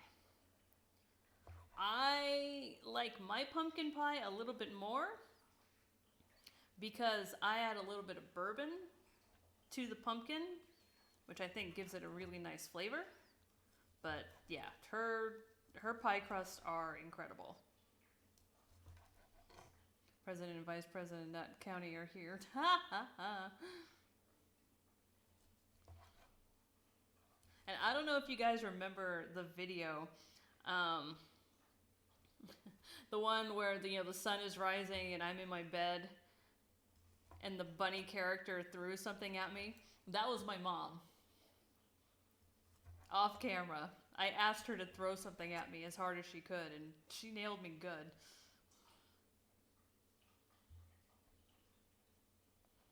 I mean, moms are like born with the baking gene.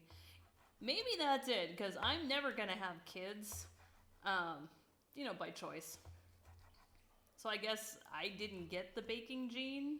I got the cooking gene. I hate baking. You know what I hate about baking? Is that everything has to be so specific, because you're not exactly cooking for flavor, you're also cooking for structure. And if you decide to add a little bit more sugar, well, now your tart can deflate, or I don't even know all the technical terms, but you know what I mean.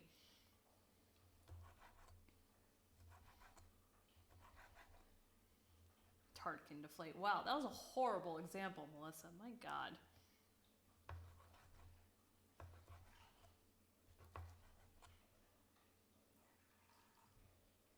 Ah, nose itchy. All right, so we're almost done mincing up the shrimp. Then we only need a couple of ingredients, and then we're ready to start making our siu mai.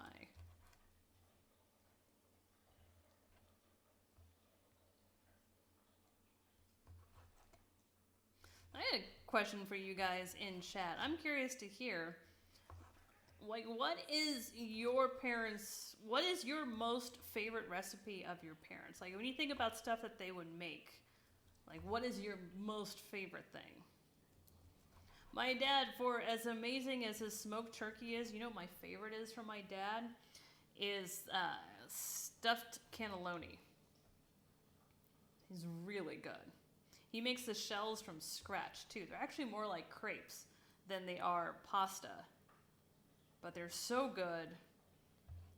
And thankfully, nose itchy. Every time he makes it, he makes like a huge batch of them. He doesn't make it so much anymore because he is diabetic, so he can't have it all that often, but when he does, it's really good. Ooh, tacos. Nice. Tell me what kind of tacos, Emmy. Chili casserole. Oh, God. Alma, that sounds so good. Tell me about it.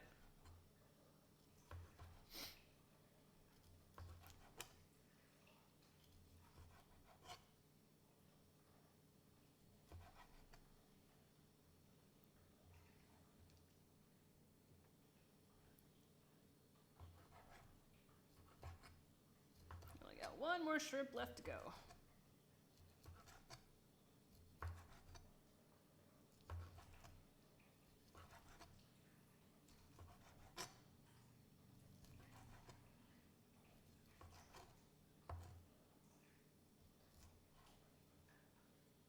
I'm also curious to hear if the tacos were something that your parents got from their parents.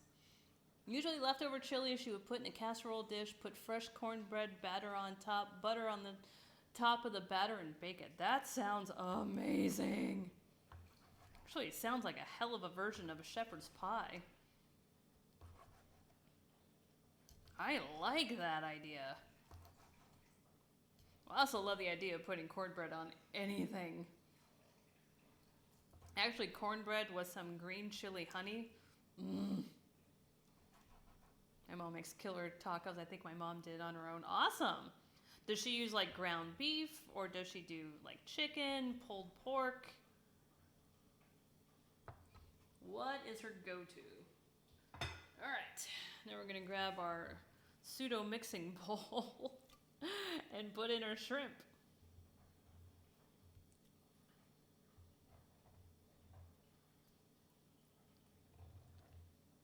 Fun note, I'm enjoying good ways to decorate my Alderaan stronghold. Nice, Arena. I've been planning on getting back into that because I haven't finished out the storyline, and I don't have my bug boy husband back yet. You make me sad. Okay, this is a giant mess here on my tabletop, so let's rinse some stuff off. We're gonna put shrimp over there for right now and clean up a little bit. Ah, shrimp sticky. No one can make it as good as their mom did. Oh, yeah, right? It's just, they just know. And if you ask them for a recipe, it's like a little of this, a little of that. Or they do like my grandmother did and measure everything by hand. It bums me out. My grandma came over from Italy. Do you think she wrote down any recipes? No. Do you think I got any of them? No. This is bullshit.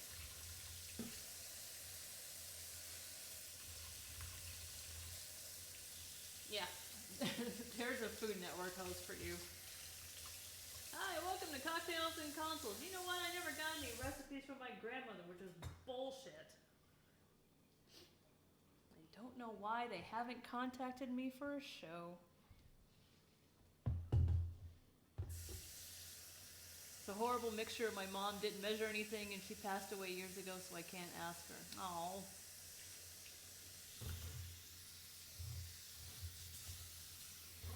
Have you been trying to come up with a version of it?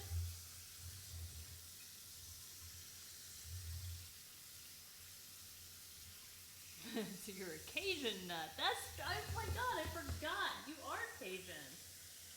That's awesome.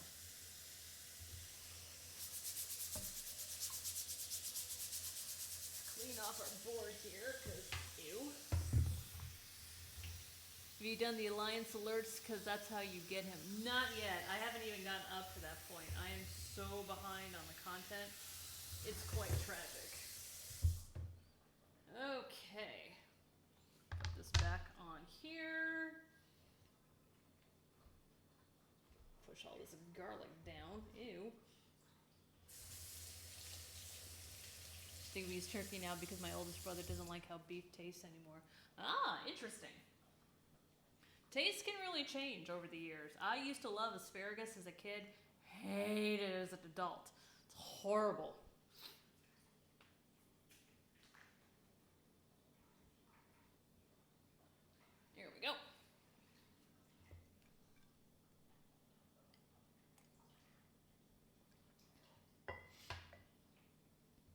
He does like it when it's diced up. He does like it when I dice up chicken for tacos. Ah, okay. Yeah, I love... Oh, what's wrong with my nose? Super itchy. My favorite for chicken tacos is slow cooking chicken thighs in mole sauce and then peeling it apart and using that for tacos. Oh, it's so good. So good. I mean, my go-to for tacos is always pulled pork, but yeah, every now and again, I like to use chicken. Tried recreating it. I can get her chili down pretty good, but I don't know how she made her cornbread. It was really damn good. I don't know. Like, were there like whole pieces of corn? You know what? There's not a lot of shrimp. I'm not gonna go the whole garlic. I'm gonna just use a little bit. I'm actually gonna use more ginger. I want this to taste a little bit fresh. So for that, we are going to use pickled ginger because it's going to give it a little bit more taste.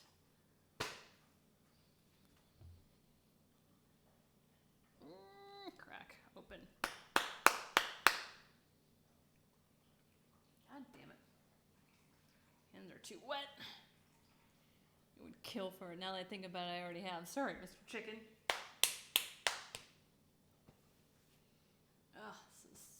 Stuck. My grandma's did. She used canned cream corn. Ooh, that's perfect for cornbread. Oh, son of a bitch. Really? It was doctored up Jiffy Mix.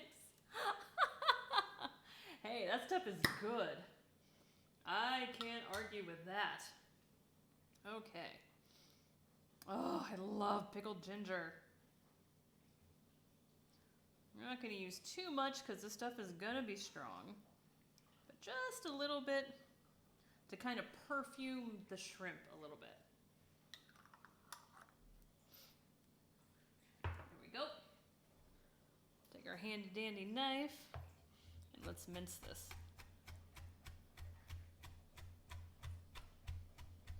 Sounds like Bill may know the secret.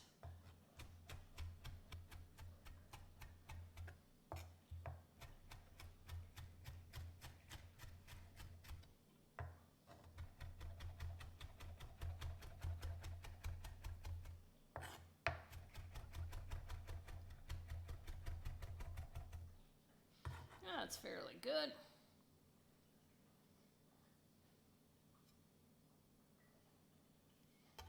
Again, not too much. There. Because we want this to taste like shrimp, not ginger.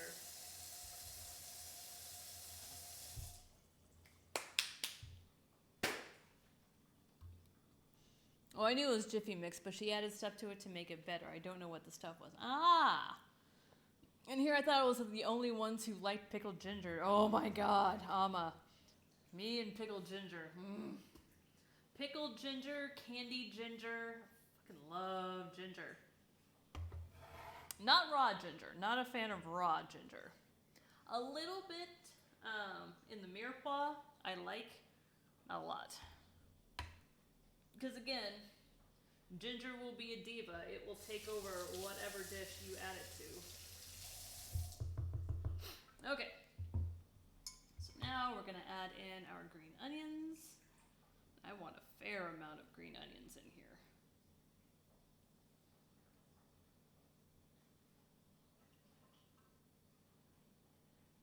There we go. Now we're going to add two little special things to this. The first is we're going to zest some lime in here. We're not actually going to add lime juice because I don't want it to change the texture of the shrimp, but I do want a little bit of that kind of like citrus perfume added to the mix. Whenever you get that P.O. box, I need to send you the ginger gummy candies the Asian food market has by my house. Ooh, that sounds good. All Jiffy Mix is your dry ingredients pre-measured for you. True, which is nice. I know this is off topic, but what is the cringiest TV show you all have ever watched? Oh, the cringiest. I don't know. Shit, it's been so long since I've watched like actual television. Mostly I watch Netflix, Hulu, Amazon. There we go. Oh, I love the smell of zested lime. All right, that's secret number 1. Secret number 2.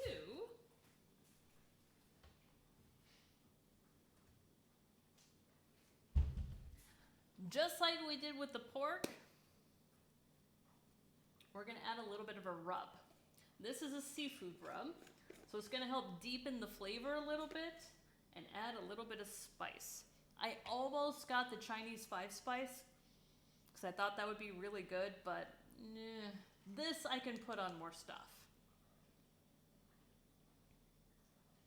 So we're gonna give a couple good pinches of this. Also, lime juice will cook the limes before you actually get to cook the dumplings. I think you meant shrimp, and yes, you are correct.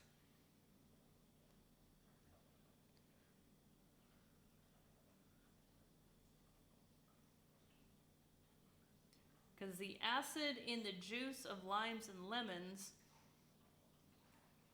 cook is probably the best way to describe it. For those of you guys who aren't aware, if you ever have a dish called ceviche, what ceviche is it's raw fish that's been cooked in lime and lemon juice. And basically what it means is the acid denatures the proteins, similar to what heat would do, but it doesn't actually go through a heating process. So it'll have the texture of cooked food, but it's never actually been introduced to heat.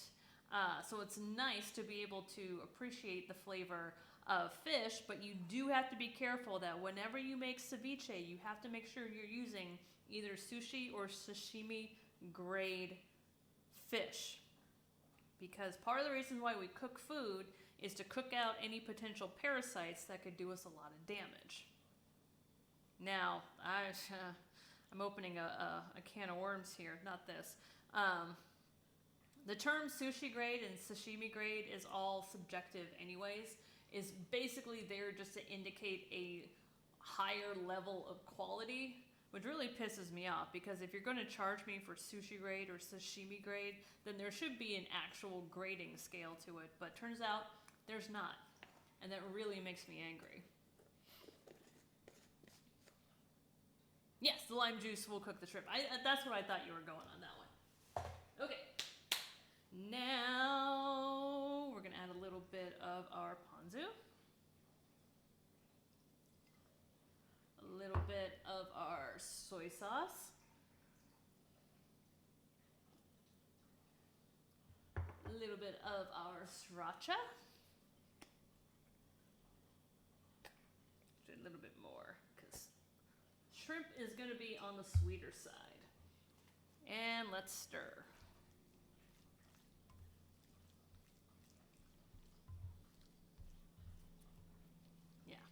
So if you ever go to a store and they tell you they're serving you, or you're buying sushi grade or sashimi grade, you're well within your rights to ask them, well, what does that mean? Because it's all subjective.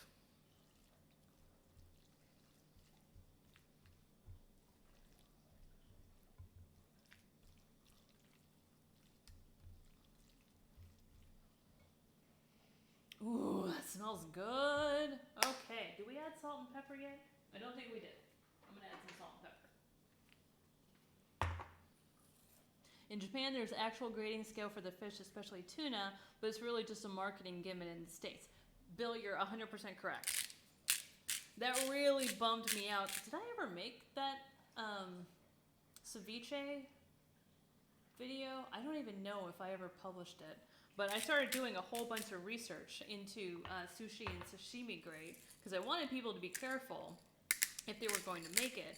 And that's when I found out it's pretty much bullshit. What did Sushi A say to Sushi B? Wasabi! That's cute. Sushi grade mainly goes off the look of the fish flesh rather than the quality of it. Deeper, consistent color of tuna gets a higher grade, even if the quality is not that good. It's good to know. It's very dangerous, especially when you're playing with tuna.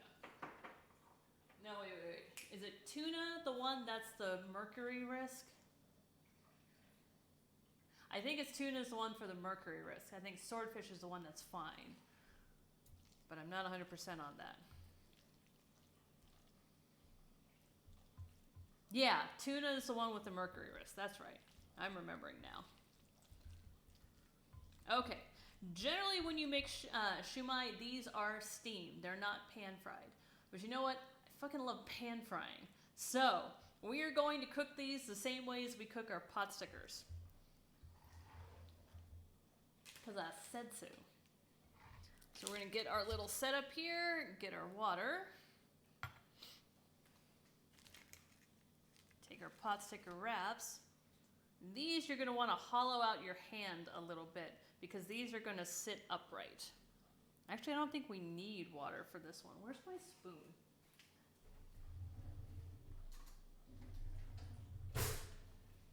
Okay. I'm going to take a little bit because these are going to be open-faced. Move this off camera.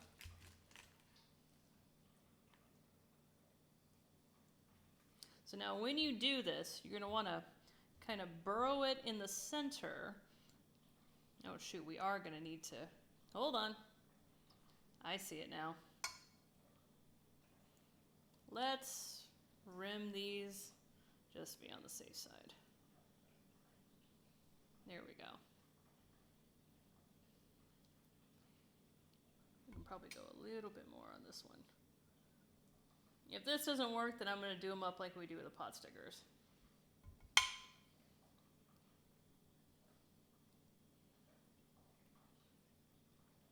Burrow it in the center.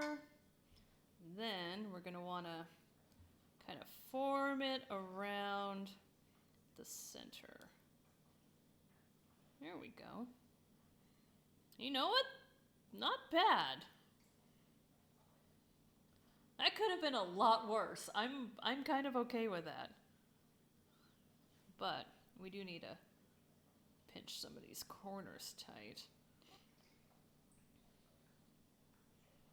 Actually, I'm thinking we probably need to rim the outside and pinch them closed still. But not bad. Giving it the old rim job. You know it. That's why they warn pregnant women not to eat so much canned tuna. Okay, cool. So I was right on that one. Tuna is a risk for mercury because of where it's fished. There's a high level of mercury. I think it's on the Pacific, the West Coast, as a result of gold farming, of all the weird things. So any deep sea fish may have mercury poisoning. It's a joy, you know. Found this website with food jokes from A to Z. I haven't entertained myself this much since the internet was down. Cute. Alright, so we're going to go ahead and give this one the old rim job. Probably going to do the outside too. As I'm finding out, I'm really afraid these are going to fall apart. But you know what? We're just going to try. So we're going to add in our shrimp, which smells really, really good. And then just kind of fold it up on itself and pinch.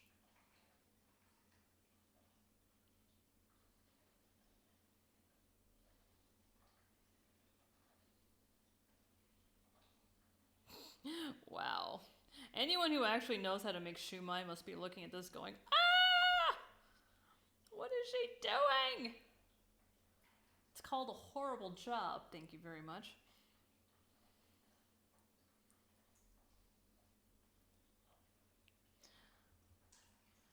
Okay.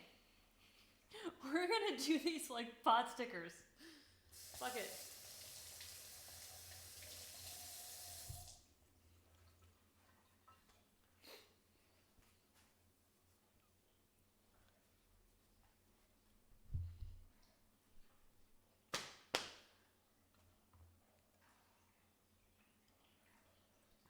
Alright. Now I'm not going to know which one is which, but you know what? I don't care. Grab our shrimp mix.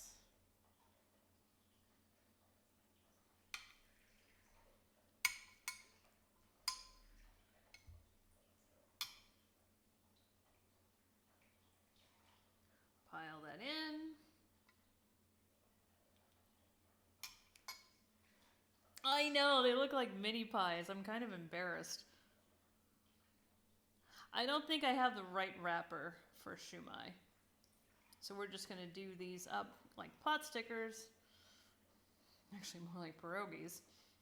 Just to make sure that they don't fall apart.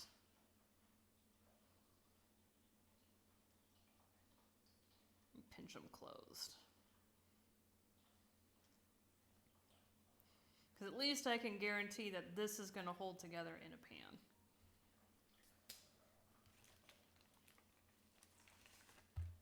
Ah.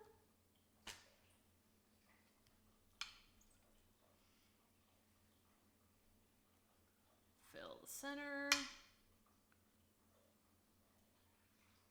Plus, I feel better about freezing these wrapped than I do, you know, leaving them open at the top. But we're still going to try to fry these. I'm going to try my best.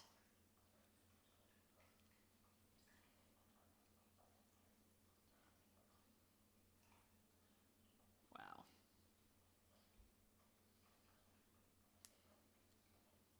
My pinching skills is starting to come into question. Hi.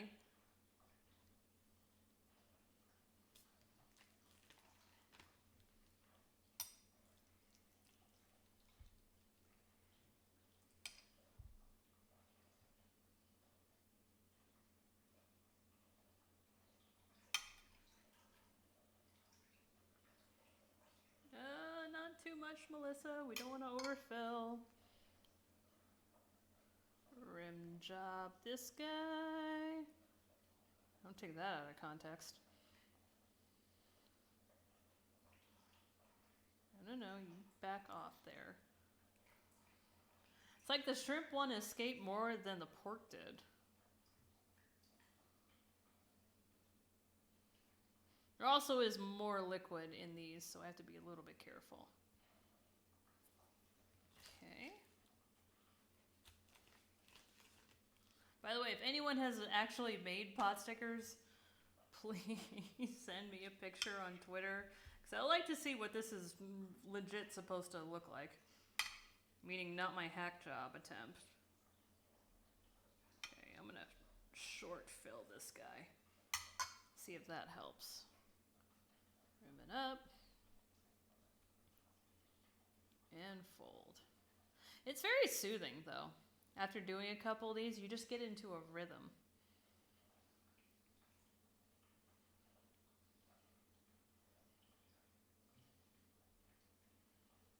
This guy, poor Henry. How you doing, Henry? He's good. I don't even remember how we got into guy on the floor. Anyone new coming into the channel must be like, what the fuck is she talking about? God only knows at this point. It's late. Maybe I'm just funnier when I cook at night. Maybe that's the thing.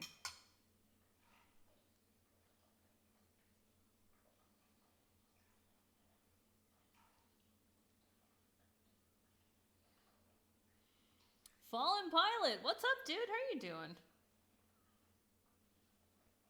Oh, thank you, Amma. And thank you guys so much for the likes. I really appreciate it.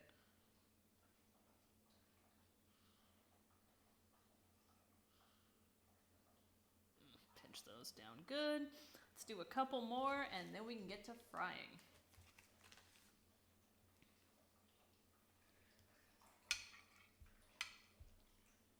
And then off camera, I'm going to make the rest of these and freeze them.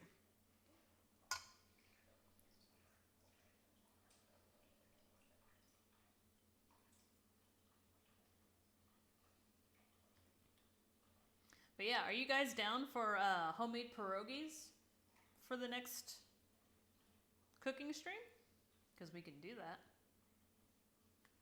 We'll do a loaded baked potato pierogi.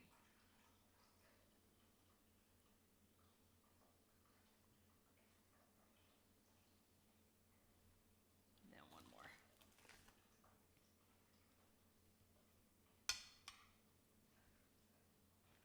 Put in our filling.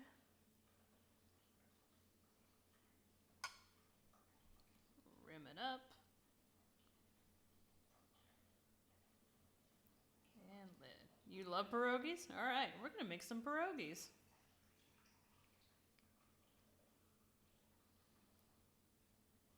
I'm excited for that. Last time I made them, I mean, they're a little temperamental, but I'm going to see if I can find some easier methods. It's not even the filling. The filling is the easiest thing. It's the wrapper that is a giant bitch. 1, 2, 3, 4, 5, 6, 7. Okay. Here we go. We're going to cook these suckers.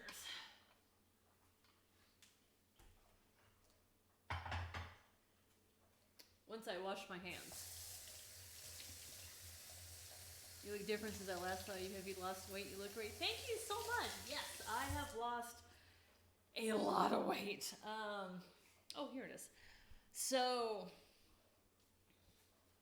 I keep thinking I do have a thyroid problem, but all the doctors have checked and like, no, you don't. But you're cold all the time, you're tired all the time. Like, you think it's a thyroid issue. But this medicine that they have me on is basically to help with pre-diabetes.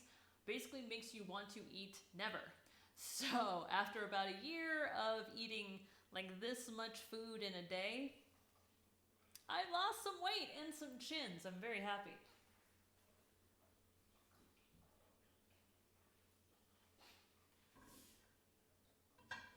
Okay. Let me go ahead and grab my spray oil.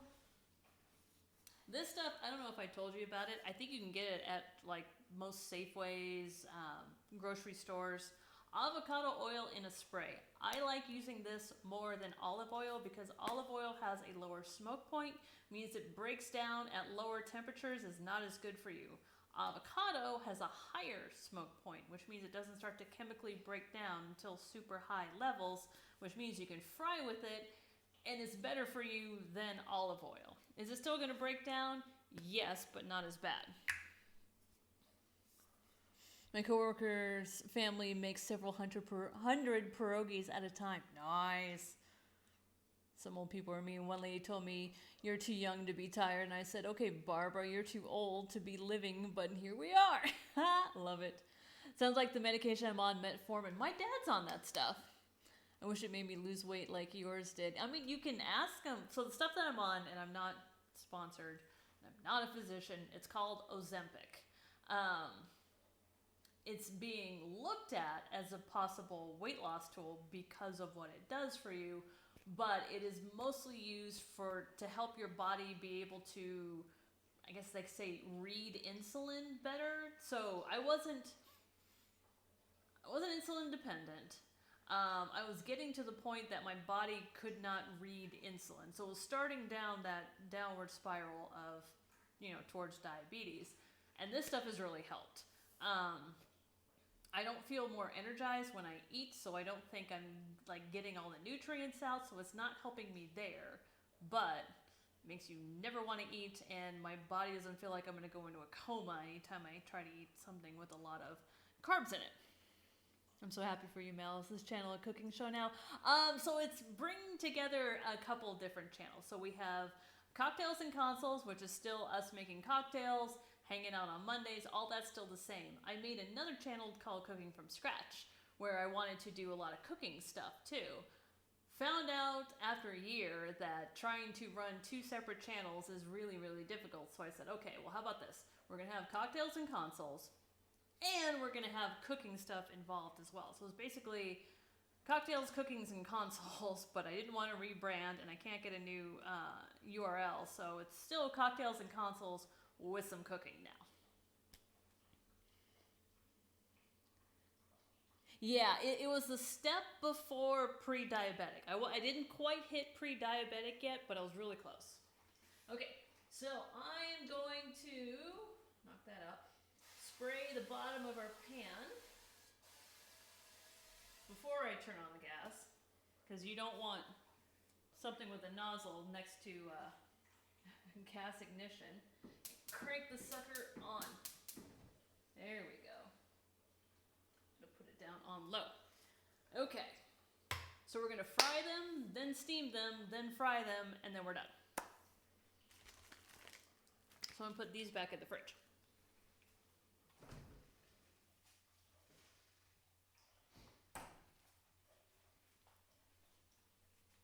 Yeah, it was basically pre-diabetic. It was insulin resistant. I'm trying to remember the exact terminology. But she was able to use that to get me on Ozempic, and fuck, this stuff is amazing. There is a risk, though. In their trials, they had like one person wind up with thyroid cancer, but they're not sure if the medication caused it, or if he was just like, predisposed to getting thyroid cancer. So they do have to say this stuff does come with warnings, but I've had this checked. We're good, no issues. Yeah. Okay, I have a huge mess here, so let me clean this up just a smidge. There we go. I guess my grandma's making sure I don't fall down the path, and she wants me to watch the sodium levels on my food, and since she is diabetic. Yeah, I get diabetes on my dad's side. My grandmother was actually diabetic. So it does run in the family. Da-da-da. My family is so heavily diabetic, it's ridiculous. Pretty much anyone over the age of like 55 gets diabetes. That sucks. Is it type 1 or type 2? Sounds amazing. How's Anthony been? Does he still stream? Last time I've seen him, he was busy with a baby. He now has 2 babies. He's still streaming. He's streaming over on Twitch as Deathbound Dwarf. Not as much now. Life has gotten a little bit busy for him. He still may stream every now and again, but having 2 kids, it takes a lot of your time. Okay, let's see how the heat's doing here. Pretty good. Now, when you make these, you're gonna want a lid because hot oil and water don't mix, but we have to use them. So once this gets to a good heat, I'm going to introduce our sad little pies to the flame.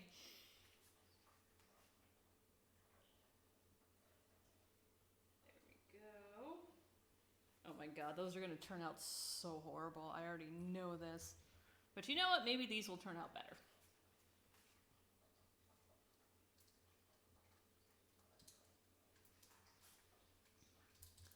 We'll do 3 and 3.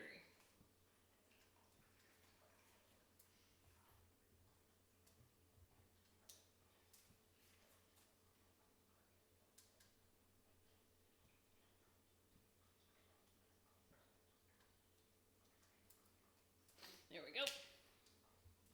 Okay, and I'm going to move these over to our plate.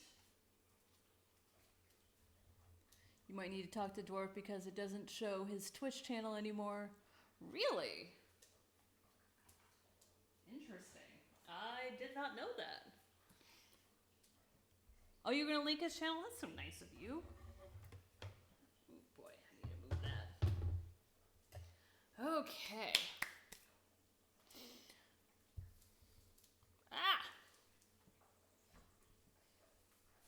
There we go. My dad was diagnosed with type 2 about a month ago. It scares me, honestly.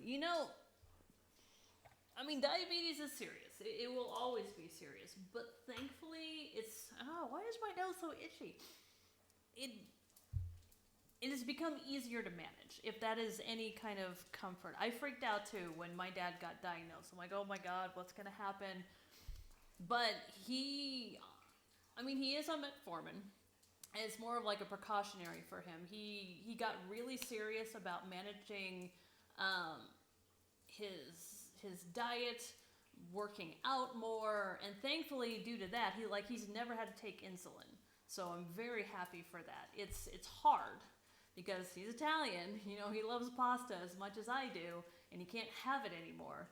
But he does still allow himself a little bit every now and again, but it's and I'm not saying that's a solution for everyone, and is not easy at all. But thankfully, between regulating diet and a lot of stuff that we've been able to do with medication, it has become a little bit easier to manage. Let's say it that way. Thank you, Amma. Yes, Anthony does go by dwarf on the interwebs. In case you're wondering, like, what the hell is dwarf? Smelling good. Wow, I have made a friggin' mess. Oh my gosh, I'm gonna have to clean this up later.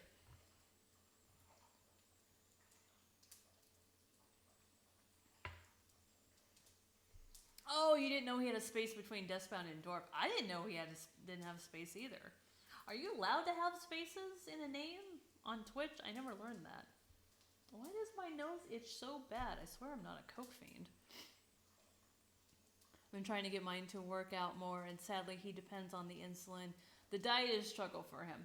And it may be the case that, maybe later on he'll be able to get the diet under control and he may be able to take himself off insulin. Well, I'm only saying this if this is type 2. If it's type 1, whole different ballgame. Whole different ballgame, in which don't listen to me at all. In fact, probably don't listen to me ever. I'm not a doctor, but I'm only talking from some life experiences.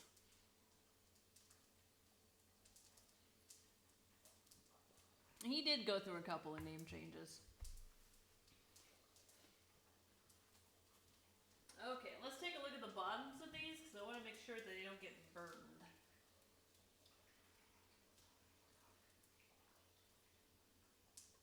Oh wow, they're brown already. Okay, that was fast. So we're gonna flip these over so we can get the other side nice and crispy. And then we're gonna play with a little bit of fire.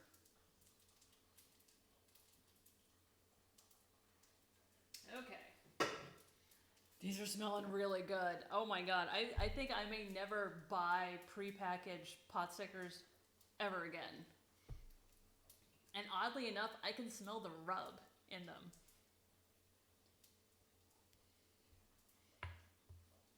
His Mythic Dwarf logo was pretty cool. I forgot he went by that. Wow. God, has it been that long? I feel old.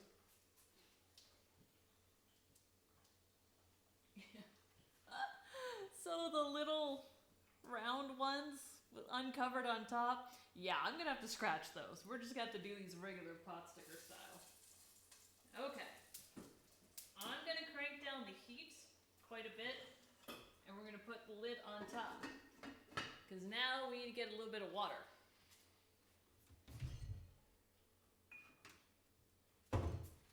I hate doing this part because hot oil and water, you never, ever, ever, ever, ever want to mix. If you have to, little bit of water, make sure you have that lid on. Lift it away from you. Pour it in. Close it up.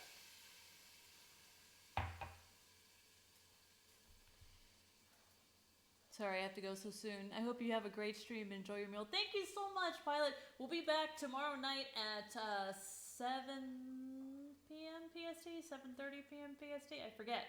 One of the two. We'll be back tomorrow.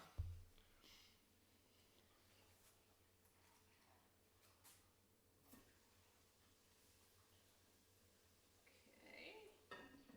may do one more thing. So here's, I don't know how true this is, but the history of Potstickers, as far as I know it, was that someone was being charged with making a dinner for a royal person.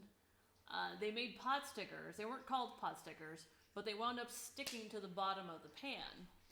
So the father of the person who was making this, because he didn't want the person making this to lose their head, basically, like I said with lobster, sold it as, this is a delicacy. It's a dumpling, but it has been fried on the bottom, so it's super crispy. It's kind of like how we made onion rings.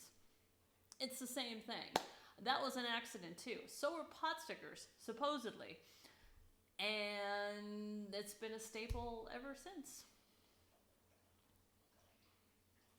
When I made my youngest brother mashed potatoes, only need a little bit of oil. It does make that water crazy. Yes, most fires in a kitchen are oil-based. And the reason for that is you ever take hot oil and introduce water, the water superheats so fast. It goes from liquid to a gas state so quickly it spits the oil out. So you have hot oil going everywhere, setting off fires. Hot oil and water do not mix, which sucks when you have to mix them. And this is the only application I've ever seen that has ever called for hot oil and water. All right, I'm gonna put in a little more and let that steam just a tiny bit more.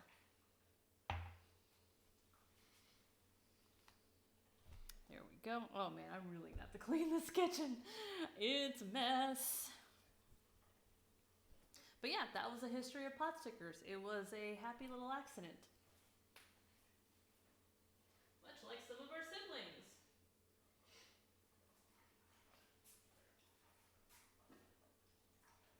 Okay. That's nearly done. I'm gonna grab a plate.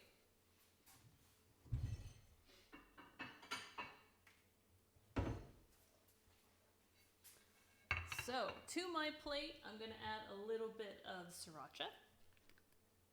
Yes, always have a fire extinguisher in your house.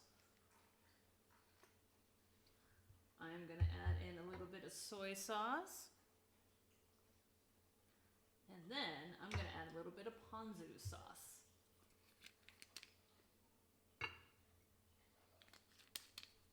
We're going to mix that up together.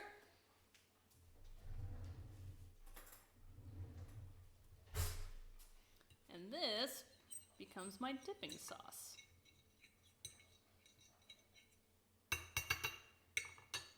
Let's see how they're doing. Oh, that smells so good. I think they're ready. Okay. So I'm going to take my plate, plate them over here where it's safe.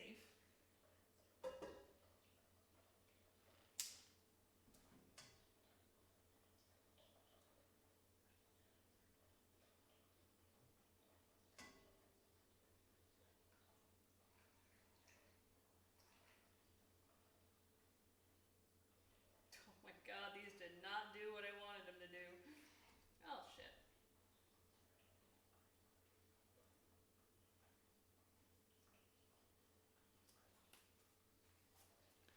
And here we go. If it's a grease fire, you can use salt or baking soda. Yes, that will put out a grease fire.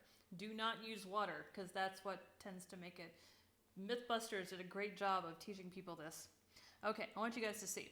So this is a siu mai, how it normally should be done, which is the open top. But because we did these like Potstickers, look how crispy that bottom is. I kind of love it. Those look amazing. Thank you so much. Oh my God, I'm so excited. They seem to come out pretty good. Let's test them. I don't know which one this is. I'm gonna crack it open. I think this is a shrimp one. Wow, these plates are not flat. Come on. Separate.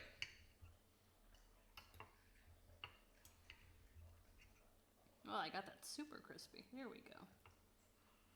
Okay. Shrimp is nicely cooked.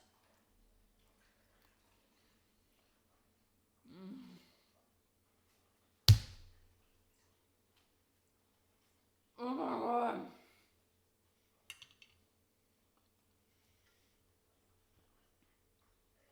Okay. I may have added a bit too much sriracha, but the flavor of the shrimp still comes through. It's nice and sweet. We have a little bit of the green onion. I think we did a good job using the pickled ginger because it's got a nice perfume essence to it. Not like perfume that you would put on your wrist, but there's an essence to it. And the rub makes the flavor nice and deep too. Like, these are good. Thank you so much. I mean, I didn't come up with a recipe beyond just adding in the rubs. But wow, actually not bad. Oh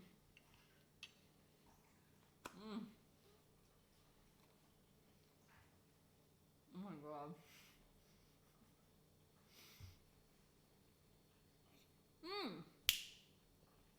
Thank you, Alma. Yes. Light and fragrant. It's a great description for it. I also caught my teeth. Yeah. Let's not be that person, Melissa. Okay, let's see how the pork ones turned out. Let's see if we can find a pork one. I think this is pork. I'm so embarrassed that these plates are not flat. Like, really embarrassed. Maybe this is shrimp again. That's shrimp again. Okay, let's see if this one's pork.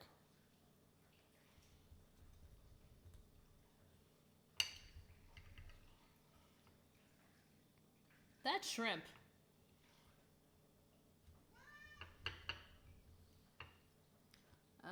That's pork. Oh, damn it. Okay, does anyone else have this problem that I have with pot stickers? Like, the second you cut them open, the filling just pops right out. I'm busy. Hi, honey. Here we go.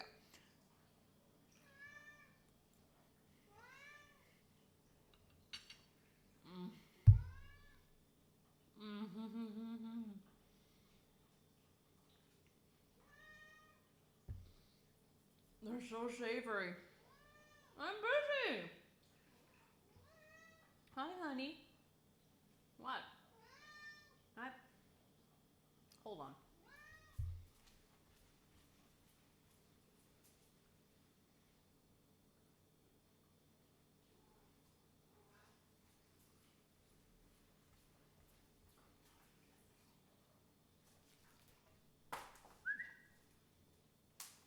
You guys can't see it right now, but she's chasing the hell out of this thing. These cats love this whip. Hi, there's your sister. Yep. Don't worry, there will be video of this in the upcoming Castlevania cocktail. But they love this thing. Every time I come home, if I don't play with them with this, I get an earful. Hi, gimme, gimme, gimme.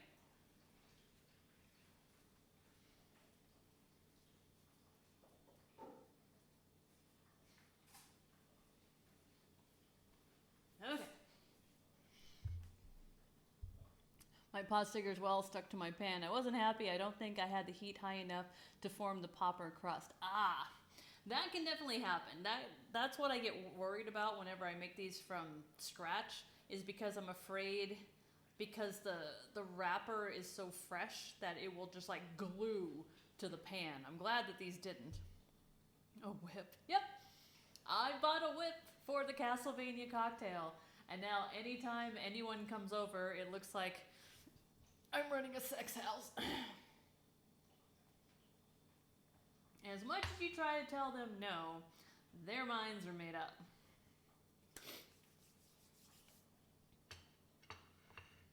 Thanks, Alma. Oh boy. Yeah, these came out really good. I do think I used a little too much sriracha, but not bad. Mmm.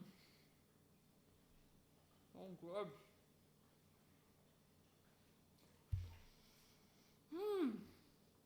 Okay. As much as I hate to cut this, I know I've got raw shrimp and raw pork over there. What are you doing, cat? I've got to get these into the pot sticker wrappers and get them frozen so that way that I can store them. Thank you so much for hanging out with me tonight. I apologize that we got off to a super late start tonight, but I had a ton of fun. Special thank you to all of our sponsors, aka our producers. It is thanks to you guys that we have the money to be able to do stuff like this. Next week, we are going to continue on our dumpling tour of the world, and we are going to do some pierogies. Although I may need your guys' help with what drink we should make with the pierogies. Oh, thank you guys so much. I will see you guys tomorrow for a #SuckItMonday stream. You know what it is. Finding ways to making your Monday better. It is in your hands, people. You got to plan for a good Monday. Otherwise, Monday will kick you in the balls. And I will see you, awesome people, in tomorrow's live stream. Bye, guys.